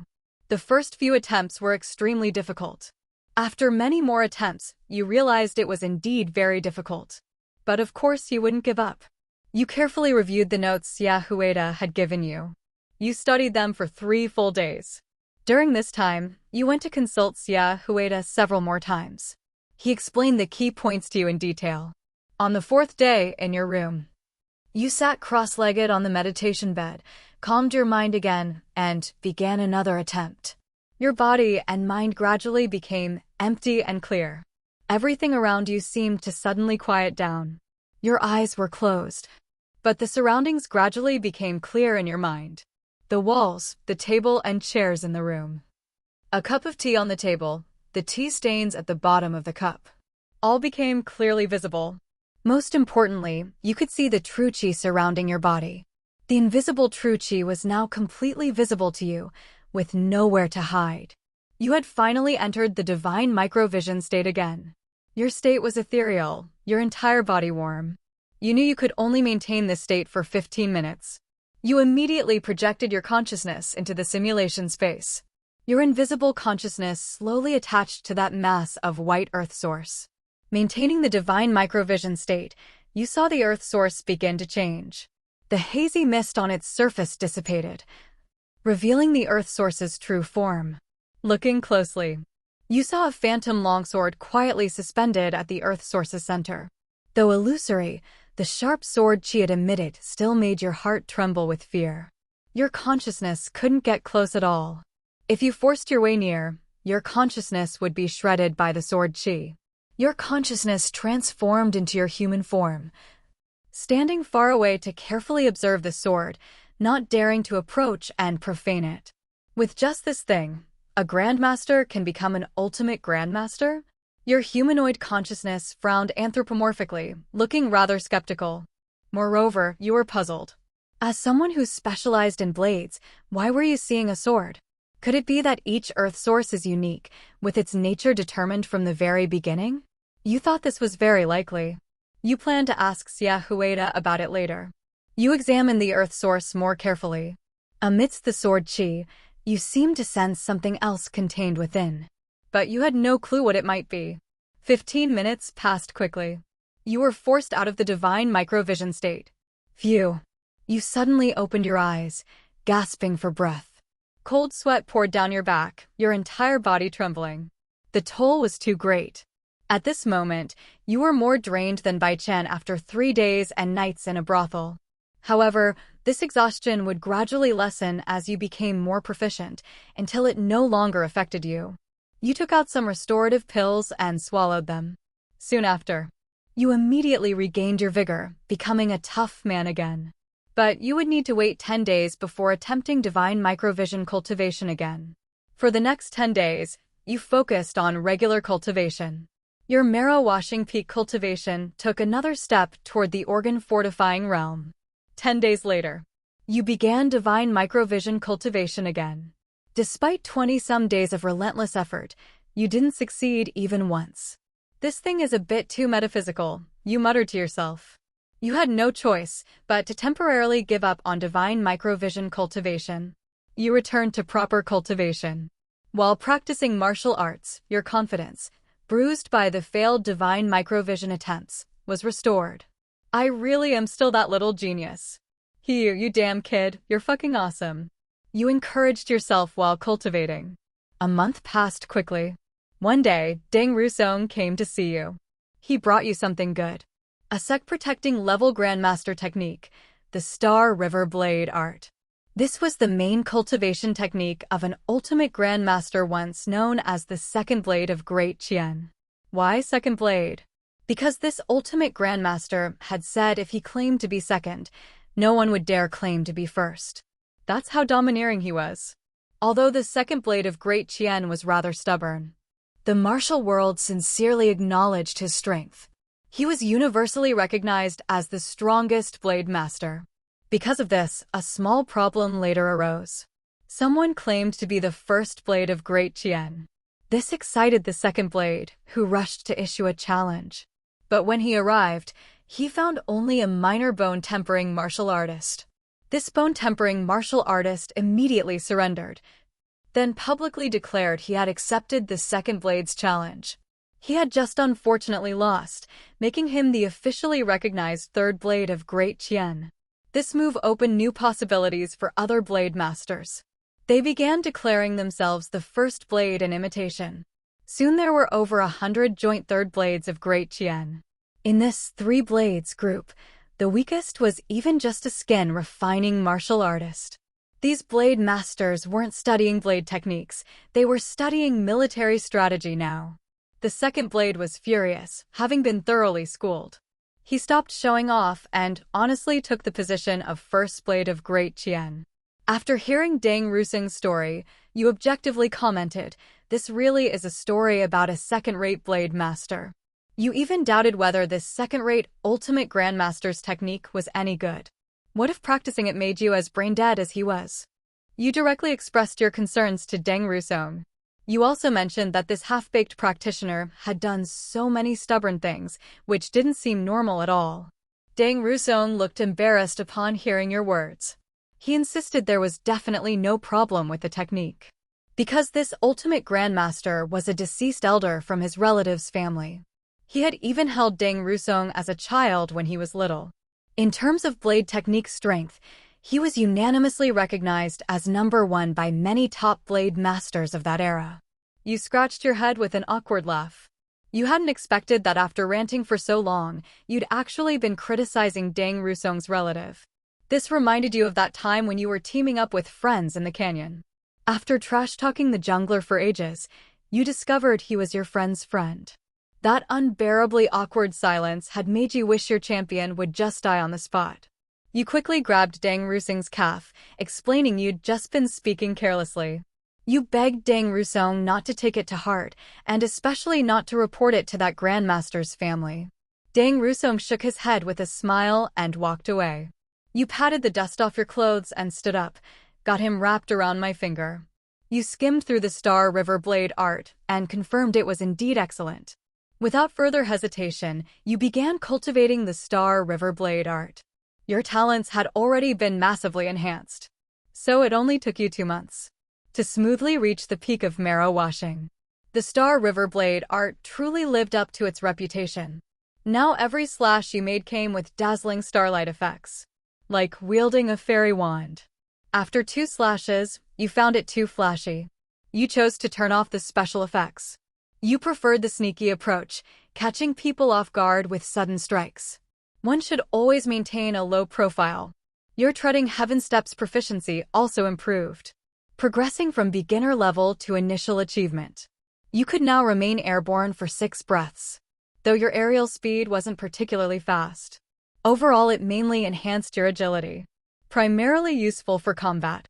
For example, when leaping upward to dodge an enemy attack. Normally, enemies would exploit your aerial vulnerability for a fatal strike, but they'd never expect you to halt midair and deliver a devastating overhead slash. Having never attacked this way before, you looked forward to trying it out. Admittedly, it had been a while since you last chopped someone. You were getting that slashing itch. But you knew murder was illegal and wouldn't randomly kill people. That would make you a gangster. Treading heaven steps wasn't suitable for long-distance aerial travel. You still needed horses for journeys. After mastering the Star River blade art, you resumed pill refining.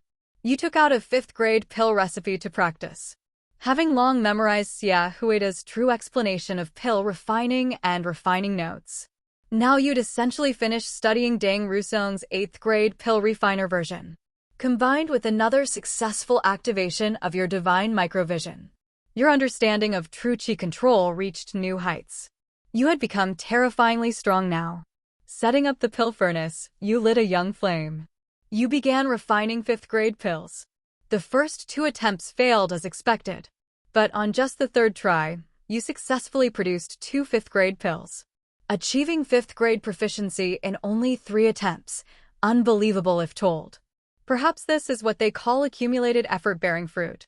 This truly was the result of your talent and accumulated resources combining. 1 month later, year 14. You continued refining 5th-grade pills in the courtyard, but you checked the date daily, because in the 3rd simulation, Willow Tree Village would suffer a severe drought this year. During that simulation, Wei Xia and Miao Jiao might have starved without your aid, meaning the martial arts prodigy Miao Gift wouldn't be born. So you planned to intervene this time, at minimum ensuring Wei Xia's family survived, though many variables existed. Even saving Wei Xia and Miao Jiao might not guarantee Miao Gift's birth, but you intended to try anyway. The timing wasn't right yet. You refined pills for 3 more days. At peak condition, you could now produce 3 5th-grade pills, though your performance fluctuated. while slower than that first miraculous day. You were still the fastest in Danxia sect, fastest in pill refining progress, that is, don't get any weird ideas or spread rumors. That day, you stopped refining. Calculating the timing seemed right. It was time to depart. Willow Tree Village lay southwest of Danxia sect. About a month's journey. You went to find Xia Huida, telling him you'd be gone 2 or 3 months and not to look for you. After 2 breaths of silence, Xia Huida said, if you want to make demands, just say so directly. No need for these clumsy excuses. You froze momentarily, then realized Xia Huida misunderstood, thinking you were using leaving Danxia sect as leverage to make demands. Xia Huida had pegged you as insatiably greedy. You could only play along and extort his personal pill furnace from him. Since Xia Huida already thought this way, might as well get some benefits. Perfectly reasonable, right? Xia Huida only lost a top-grade furnace, while you sacrificed your sterling reputation. By that math, you suffered greater losses. But what could you do? Xia Huida was your master after all. Practically family, you could afford to take this small loss. As the saying goes, losses bring blessings. Humming a tune, you left Danxia sect while fiddling with the exquisite furnace. When Xia Huida checked your courtyard later, all your belongings remained. You'd only taken some spare clothes. Only then did he realize you weren't actually running away. You genuinely just needed to leave for a few months. Xia Huida slapped his thigh hard, that rebellious disciple. I got utterly robbed. Realizing the truth, Xia Huida immediately chased down the mountain, just in time to see you buying a fast horse at the market. While haggling with the horse trader, spotting Xia Huida's pursuit, you abandoned negotiations, slapping 10 taels directly into the trader's hands. Keep the change. Enough to buy 2 or 3 top-grade horses at that price. The beaming trader thanked you profusely. You leaped onto the horse and gave its rear a mighty smack, vanishing in a cloud of dust. Rebellious disciple. That furnace is second only to your master's wife in value. Return it. Xia Huida shouted while chasing. Giddy up. Move your ass, you damn horse. You nearly spanked the horse's rear raw, master. Go home. I'll take good care of master's wife. I mean the furnace. Rebellious. Rebellious. Xia Huida ultimately failed to catch you, watching as you and your horse dwindled to a mere speck. He trudged back dejectedly, passing the horse trader who offered a polite smile. Xia Huida paused, then extended his hand. Give me the change from that brat's overpayment. The trader's smile instantly froze on his face. Xia Huida left with a few taels of scattered silver, leaving the horse trader alone in his sorrow. You then hurried all the way to Willow Tree Village. You transformed your battle energy into a horse, running extremely fast. You calculated the time when Wei Xiao's family would nearly starve to death and arrived 1 month early. To avoid any unexpected situations, you would only stop at an inn to rest after traveling for 3 to 5 days. Along the way, you still encountered some highway bandits blocking the road. But with just a few casual bursts of true qi, you eliminated these nameless bandits like clearing minor mobs. Throughout this, your horse's speed never decreased in the slightest. They posed even less obstruction than speed bumps. After about 20 days, you arrived at Willow Tree Village. When you saw the scene at Willow Tree Village, your heart sank. Because this time, the situation was completely different from the third simulation. There was no drought at all this time. The villagers of Willow Tree Village were all farming and living normally. But strangely, while all other households in Willow Tree Village were normal, there wasn't a single person in Miao Jiayao's home. The house had long been dilapidated, appearing uninhabited for quite some time. Is this simulation so random? You murmured to yourself. But why is it just Miao Jiayao's family that's disappeared? Is it targeting me? You suspected the simulator was playing tricks on you. Just as you were about to ask a villager about Miao Jiayao's family, a familiar voice came from behind you. Young master, you seem unfamiliar. Are you looking for relatives? Your eyebrows rose as you turned around. You saw Wei Xia smiling brightly at you, her eyes filled with friendly inquiry.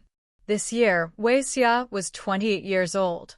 Compared to her careworn appearance from the hardships in the third simulation, This way Xia looked gentle and composed, though she still wore ordinary peasant women's clothing.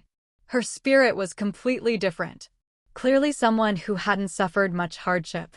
Seeing Wei Xia like this, your eyes lit up. You were very curious about Wei Xia's current life, and whether she still had any connection with Miao Jiayao. You chuckled politely and asked, "Miss, may I ask where the Miao Jiayao family of Willow Tree Village has gone?" Wei Xia asked, "Are you their relative, young master? It must have been quite some time since you last contacted them. It has indeed been quite a while since we were in touch." Wei Xia nodded gently. That explains it. The Miao Jiayao family left Willow Tree Village over 10 years ago. Left? Why did they leave? You pressed urgently. In this simulation, Miao Jiayao had actually left Willow Tree Village.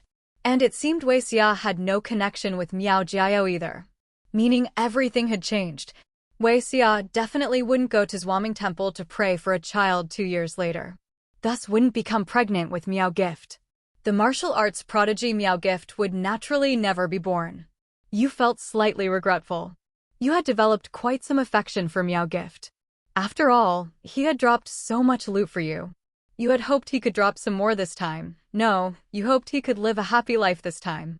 Who would have thought he wouldn't even be born, let alone live a full life? You sighed inwardly, only able to lament the unpredictability of fate. Wei Xia then explained why Miao Jiayao had left. Over 10 years ago, the Miao Jiayao family found an old woman, wanting to buy a wife from her to continue their family line. But that woman turned out to be a scammer. She took their money and disappeared. With Tilda. You were slightly surprised. This was a brand new version you hadn't heard before. Wei Xia continued softly. Later, Miao Jiayao's parents suffered the blow and passed away one after another. Miao Jiayao fled to avoid debts and never returned. After hearing this, you remained silent for a long moment. You nodded, sighing inwardly. He still loves buying wives so much. Looking at Wei Xia, she seemed to be doing well now. Just as you were about to ask in detail about Wei Xia's current life, a child's excited voice came from behind Wei Xia. "Mother, look. Do I look like a great hero?" Hearing this still familiar voice, your eyes brightened. Your gaze passed over Wei Xia's head to look behind her. There stood a 5- or 6-year-old boy with a lively, tiger-like face. The boy held a long stick as thick as a baby's arm. The stick was tilted diagonally toward the sky as the boy strained with one arm to lift it. The boy's small face was red from exertion, his arm trembling slightly. But he persisted in holding up that long stick, waiting for Wei Xia to turn around. Hearing the boy's voice, Wei Xia's gentle smile turned doting. She turned to look. The boy stubbornly and earnestly gave Wei Xia an innocent, radiant smile. All right, Emoer looks most like a great hero." Wei Xia shook her head with a smile and quickly walked over. She took down the stick the boy had picked up from who knows where. Wei Xia wiped sweat from the boy's forehead, playing wildly. "As soon as you come out, you'll catch a cold." The boy used his sleeve to wipe snot from his left cheek to his right. Hee, "I won't, mother." Looking at these two familiar people before you, it felt like another lifetime. This boy Wei Xia called Emoer looked exactly like Miao Gift, not just similar, but completely identical. His mannerisms, tone of voice, even his nose-wiping habit were exactly the same.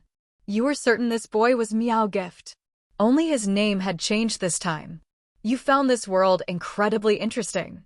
From what you could see, in this simulation, Wei Xia must have married Miao Gift's biological father. Otherwise, she couldn't have given birth to Miao Gift. Unless she went to Zhuangming Temple to pray for a child again? That would be too damn cliched. But then you thought again. It still didn't quite add up. If Wei Xia gave birth to Miao Gift after praying at Zhuangming Temple, and now Wei Xia had Miao Gift with his biological father, then did that mean the man who planted the seed at Zhuangming Temple was the same as Miao Gift's current father? Damn. What kind of plot is this? Was Miao Gift's biological father's hobby sowing seeds at Zhuangming Temple in his spare time? Holy merciful child-giving bodhisattva. Just what kind of scoundrel was this guy? You decided you must meet him today. At that moment, Wei Xia led the boy over. Emoer, greet your uncle. Hello, uncle, the boy called out crisply. You smiled and patted his head. What's your name? The boy puffed out his small chest. I'm Lin Mo. Because mother wants me to be like father, full of literary talent. Father, literary talent, so he's a scholar. You scholars really have some skills. But Meow Gift, no, that's not right. It should be Lin Mo. You clearly know how much ink is in Lin Mo's belly. During the third simulation, Meow Gift once had the glorious moment of breaking through his realm out of frustration because you taught him to recognize characters too slowly. You pat Lin Mo's belly, so, do you have any ink in your little belly? Sure enough, Lin Mo's belly immediately shrank in. He glanced nervously at Wei Xia twice, then whispered, no, no. I'm slow at learning characters. You laugh heartily, as expected. You're still the same dumb kid from before, not a bit of change. Wei Xia also felt Lin Mo's talent for studying was unimpressive, so she quickly changed the subject. Young master, well, you probably won't be able to find that Miao Jiao. It's getting late. You should hurry back to the city and find a place to stay.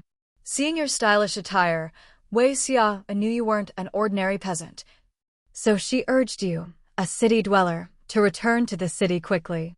Of course, you had no intention of leaving right away. Originally, you came this time just to save Wei Xia and the Miao family. But this time even Lin Mo was born 7 or 8 years earlier than expected. Plus, you were very curious about the child-giving bodhisattva. Naturally, you wanted to go check Wei Xia's home. You look at Wei Xia and ask, Mrs. Lin, is your husband at home? Of course he is. Young master, why do you ask? Wei Xia asked in confusion. You smile and say, I've traveled a long way and am a bit hungry. There's no food shop nearby. May I eat something at your place? I'll pay double. Wei Xia hesitated. Young master, money isn't the issue, but I'm afraid our ordinary family can't prepare good food to entertain you. You wave your hand, no worries, just enough to fill my stomach. Wei Xia took Lin Mo's hand and said to you, young master, then please come. Wei Xia led you to the neighboring village. Along the way, you exchanged names. You also learned that Lin Mo's father is Lin Kaifeng, who is a lynching. A lynching is a scholar who receives a special state subsidy for outstanding academic achievements. The lynching receives a yearly allowance of 5 taels of silver for food and living expenses. In addition, Lin Kaifeng occasionally teaches at private schools or does miscellaneous work like helping with writing, earning some extra silver. Altogether, it adds up to several taels of silver. Therefore, although Wei Xia's family isn't wealthy, they can easily maintain a warm meal every day, and sometimes even afford some meat dishes. This is also why Wei Xia's demeanor was different in this simulation. Her social status and economic condition had significantly improved, naturally giving her more confidence. Soon, you arrived at Wei Xia's home, a modest but fairly spacious farmhouse courtyard. Daddy, Mom, we're home. Lin Mo ran quickly into the courtyard. Immediately after, Lin Kaifeng also came out to greet them. Lin Kaifeng scooped up Lin Mo, who leapt into his arms and smiled. Emor, you've been playing all day again. Daddy, I'll make up my homework tonight. Lin Kaifeng rubbed Lin Mo's nose. You say that every time. Lin Mo's eyes rolled quickly, and he hurriedly changed the subject. Daddy, today Mom and I met an uncle who's coming to have dinner at our home tonight. Yes. An uncle? Lin Kaifeng, holding Lin Mo, walked out of the courtyard and saw you. Seeing your appearance and aura were not ordinary. He put down Lin Mo, cupped his hands politely, and said, Brother, if you're having trouble, although my family isn't wealthy, a full meal won't be hard. Young master, please come in. You knew Lin Kaifeng had misunderstood you. He thought you were so poor you had to scrounge for meals at others' homes. You looked Lin Kaifeng up and down. He was just an ordinary, slightly weak-looking scholar. But his aura was freer and more unrestrained. After all, he was someone who could live on a state subsidy through real talent and learning. Having a bit of pride was normal. But he definitely didn't look like someone with strange hobbies. Could it be that he was a man with a beast's heart? You couldn't understand it. Just as you were about to follow Lin Kaifeng into the courtyard, you heard a muffled thunderous roar behind you. Mrs. Lin, you still won't agree. You turned to see a burly man with a leopard-patterned head, ring-shaped eyes, black mustache, and tangled beard blocking the entrance. His face was covered with coarse flesh, looking like a knockoff version of Zhang Fei. He was clearly a bad person. You sensed he was a bone-tempering martial artist. You saw Wei Xiao's face darken, very troubled. Lin Kaifeng also fell silent, looking at the burly man, then at Wei Xiao repeatedly. You realized this was trouble. He dared to forcibly take a wife in broad daylight? Is there still law? Is there still justice? And today he ran into you, which meant this knockoff Zhang Fei had been here more than once or twice. You immediately flashed forward. Take this, you bastard. Bang! Knockoff Zhang Fei felt his vision blur and was sent flying more than 10 yards. He crashed to the ground, his body about to fall apart, feeling the whole world spinning and roaring. A breath was stuck in his chest. He couldn't even grunt. Your soul awakening blade lit up. Take another cut, you bastard. Young master, he. No. At the critical moment, Wei Xia screamed in terror. Your soul awakening blade stopped right beside knockoff Zhang Fei's neck. At that moment, the blade was only 0.01 centimeters from his throat. But after a quarter of an incense stick's time, the blade's owner would pay knockoff Zhang Fei's medical expenses. Knockoff Zhang Fei's eyes were filled with terror that nearly overflowed the screen. You looked at Wei Xia. What's going on? Wasn't this big guy here to snatch you?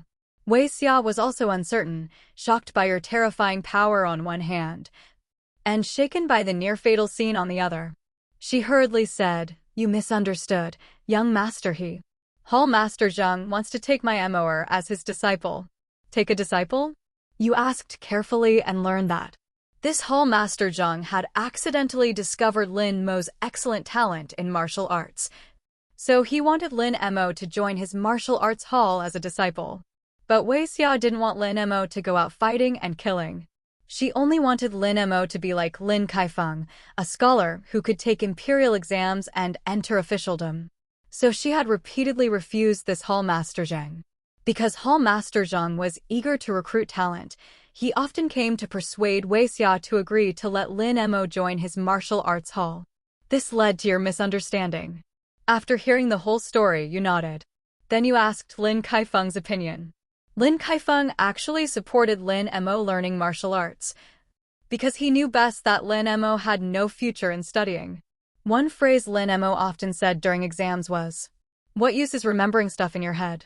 Dare you not just bluff me straight on? To be honest, Lin Kaifeng had seen many useless people in studying, but they all had to call Lin Mo the biggest fool. But Lin Kaifeng had a good relationship with Wei Xia and didn't want to directly oppose her. After all, Wei Xia's worries made sense. Learning martial arts means going out to fight every day. If one day Lin Mo doesn't win, it could be dangerous. Every time Hall Master Zhang came, Lin Kaifeng felt uncomfortable giving a direct opinion, which made you think Lin Kaifeng had backed down earlier. You looked at Wei Xia and Lin Kaifeng. They didn't dare meet your gaze and were a bit afraid of you. Hall Master Zhang's strength was among the top in the city, but in your hands, he was like a little chick you could squeeze as you pleased. Wei Xia and Lin Kaifeng didn't dare joke around with you anymore. You didn't mind and directly looked at little Lin Mo. What surprised you was, Lin Mo's eyes were filled with wild excitement. His small body trembled slightly from excitement. He looked at you as if he were seeing a god. Your combat power was beyond the limited scope of his little mind. He had thought Hall Master Zhang was the highest sky, but he never imagined above that sky were countless gods and Buddhas sitting on clouds. In Lin Mo's heart, a big hero's dream had already been growing strong. He was still young and had always been suppressed by Wei Xia. But from today on, this dream tree had firmly taken root in Lin Mo's heart. You looked at Lin Mo, the decision is yours. Are you willing to learn martial arts? Lin Mo's eyes burned with even greater fervor upon hearing your question. Just as he was about to speak, he seemed to remember something. His expression suddenly froze as he turned to look at Wei Xia. Wei Xia gazed helplessly at Lin Mo. Lin Mo quickly ran over and hugged Wei Xia's leg. Mother. Wei Xia knelt down and embraced the small child. She gently stroked Lin Mo's head, her expression sorrowful. You remained silent. You walked toward Hall Master Zhang. Looking down at him, you said, You're not allowed to come here again. Understood. I won't. Never again. Hall Master Zhang looked as helpless as a 200-pound child. Scram. Yes, yes. Right away. Hall Master Zhang struggled to stand despite the pain in his chest. Just as he was about to leave, you called out, "Wait. Hero." I was wrong, Hero. What exactly were you wrong about? I don't know, but I figured apologizing first couldn't hurt. Good attitude. Now scram. Hall Master Zhang didn't dare delay, immediately turning to flee. Wait again. Hall Master Zhang nearly burst into tears as he slowly turned back. Hero. I'm really sorry. You tossed a lump of silver into his arms. Hall Master Zhang froze. Getting beaten earned him this much money? If he came for daily beatings, he'd be set for life. Still here. You glared. Hall Master Zhang startled, abandoning his fantasy. Several beatings a day would kill him. He scrambled away. You then turned to the Lin family behind you. Your gaze fell upon Wei Xia and Lin Kaifeng. They slowly looked back at you. How did you two meet? You asked. Wei Xia thought for a moment. My husband and I grew up together. Our families were close, so we were betrothed as children. Your brow furrowed. So in this simulation, Miao Jiayao had never been part of the picture. A completely different storyline. That meant Lin Kaifeng had no connection to the Zhuaming Temple incident, couldn't possibly be the same person. Moreover, Lin Mo had been born many years earlier this time. Everything had changed, except for Wei Xia and Lin Mo. Yet this hadn't affected Lin Mo's birth at all. You knew this might be coincidence. But you suspected it was Lin Mo's formidable destiny as a child of fortune at work. Looking at the small child, you sighed inwardly. Who's the real protagonist here? Am I just a side character? Shaking off these thoughts, you told Wei Xia, your concerns are valid. Sometimes survival is what matters most. Wei Xia nodded silently. But I still want to do what I think is right. You produced a top-tier martial manual, the Thunderous Spear Technique. Placing it in Lin Mo's hands, you said, this is an excellent technique. You may choose to practice it, or listen to your mother and burn it to live an ordinary life. Our Nigeria Nairobius. Lin Mo hesitantly accepted it. He looked up at Wei Xia with his small face. Wei Xia pressed her lips together, remaining silent. You then brought out the 9 condensations profound skill. This is special. Never show it to anyone. Your unusually stern expression conveyed the importance to Lin Mo. Lin Mo's small face grew serious as he nodded vigorously. I promise, Uncle Yu. Still, you felt uneasy leaving the physical manual with him. Deciding to be direct, you turned to Wei Xia. To be blunt, Lin Mo possesses extraordinary martial talent. His achievements will surpass all expectations. Wei Xia looked at you in surprise. She hadn't expected such high praise. After a hesitant nod, she seemed to anticipate your next words. You continued, your fears won't change Lin Mo's destiny. Giving him the means to protect himself is true safety. Wei Xia took a deep breath, her expression pained. Her look reminded you of the third simulation, where she'd buried her own child. Lin Kaifeng came over, placing a comforting arm around her shoulders. Finally moved, Wei Xia said softly, young master he. I don't know why, but I've always feared losing Mo. But if he truly has such gifts, they shouldn't be wasted. Indeed, you nodded. Having made her decision, Wei Xia brought Lin Mo forward. Mo, ask young master he to take you as his disciple. Lin Mo's face lit up with excitement as he knelt with a thud. Please accept me as your disciple, Uncle Yu. There's been a misunderstanding. I won't be taking Lin Mo as my disciple, you explained. Why not, Uncle Yu? Both Lin Mo and Wei Xia stared at you blankly. I'm too much of a wanderer to take disciples, you said. The family exchanged confused looks. Ultimately, you left Lin Mo with the Thunderous Spear Technique manual. To avoid leaving the 9 condensations profound skill in physical form, you taught it to him directly. You emphasized repeatedly, strive for 9 condensations at each cultivation stage. During this process, you witnessed firsthand Lin Mo's terrifying martial talent. Lin Mo couldn't read all the characters, relying entirely on your explanations. Day 1. He grasped the basic framework of the 9 condensations profound skill. Day 2. Practicing the thunderous spear technique, he generated his first strand of true qi, official martial initiation. Day 3. Began condensing true qi. Day 4. Completed first condensation. Day 5. Your jaw practically hit the floor. Your current talent ranked among the top disciples beneath the direct disciples of the 5 great sects. Lin Mo's talent crushed even those direct disciples, meaning the gap between your talents spanned at least 2 whole tears. And this was after your own talent had improved through the 9 condensations profound skill. Compared to your original, factory settings talent, the difference was downright embarrassing. Lin Mo looked up innocently. Uncle Yu, what's wrong? Am I progressing too slowly? You coughed awkwardly. Ahem, no, your speed is quite good. Lin Mo scratched his head. Just quite good? Then I must still be far behind you. Uncle Yu, you must have progressed much faster back then. You recalled taking half a year just to initiate your martial cultivation, slower than a snail. Maintaining a stern face, you said, don't compare yourself to me. Martial progress is about surpassing yourself. Any improvement makes you amazing. Lin Mo nodded. I understand.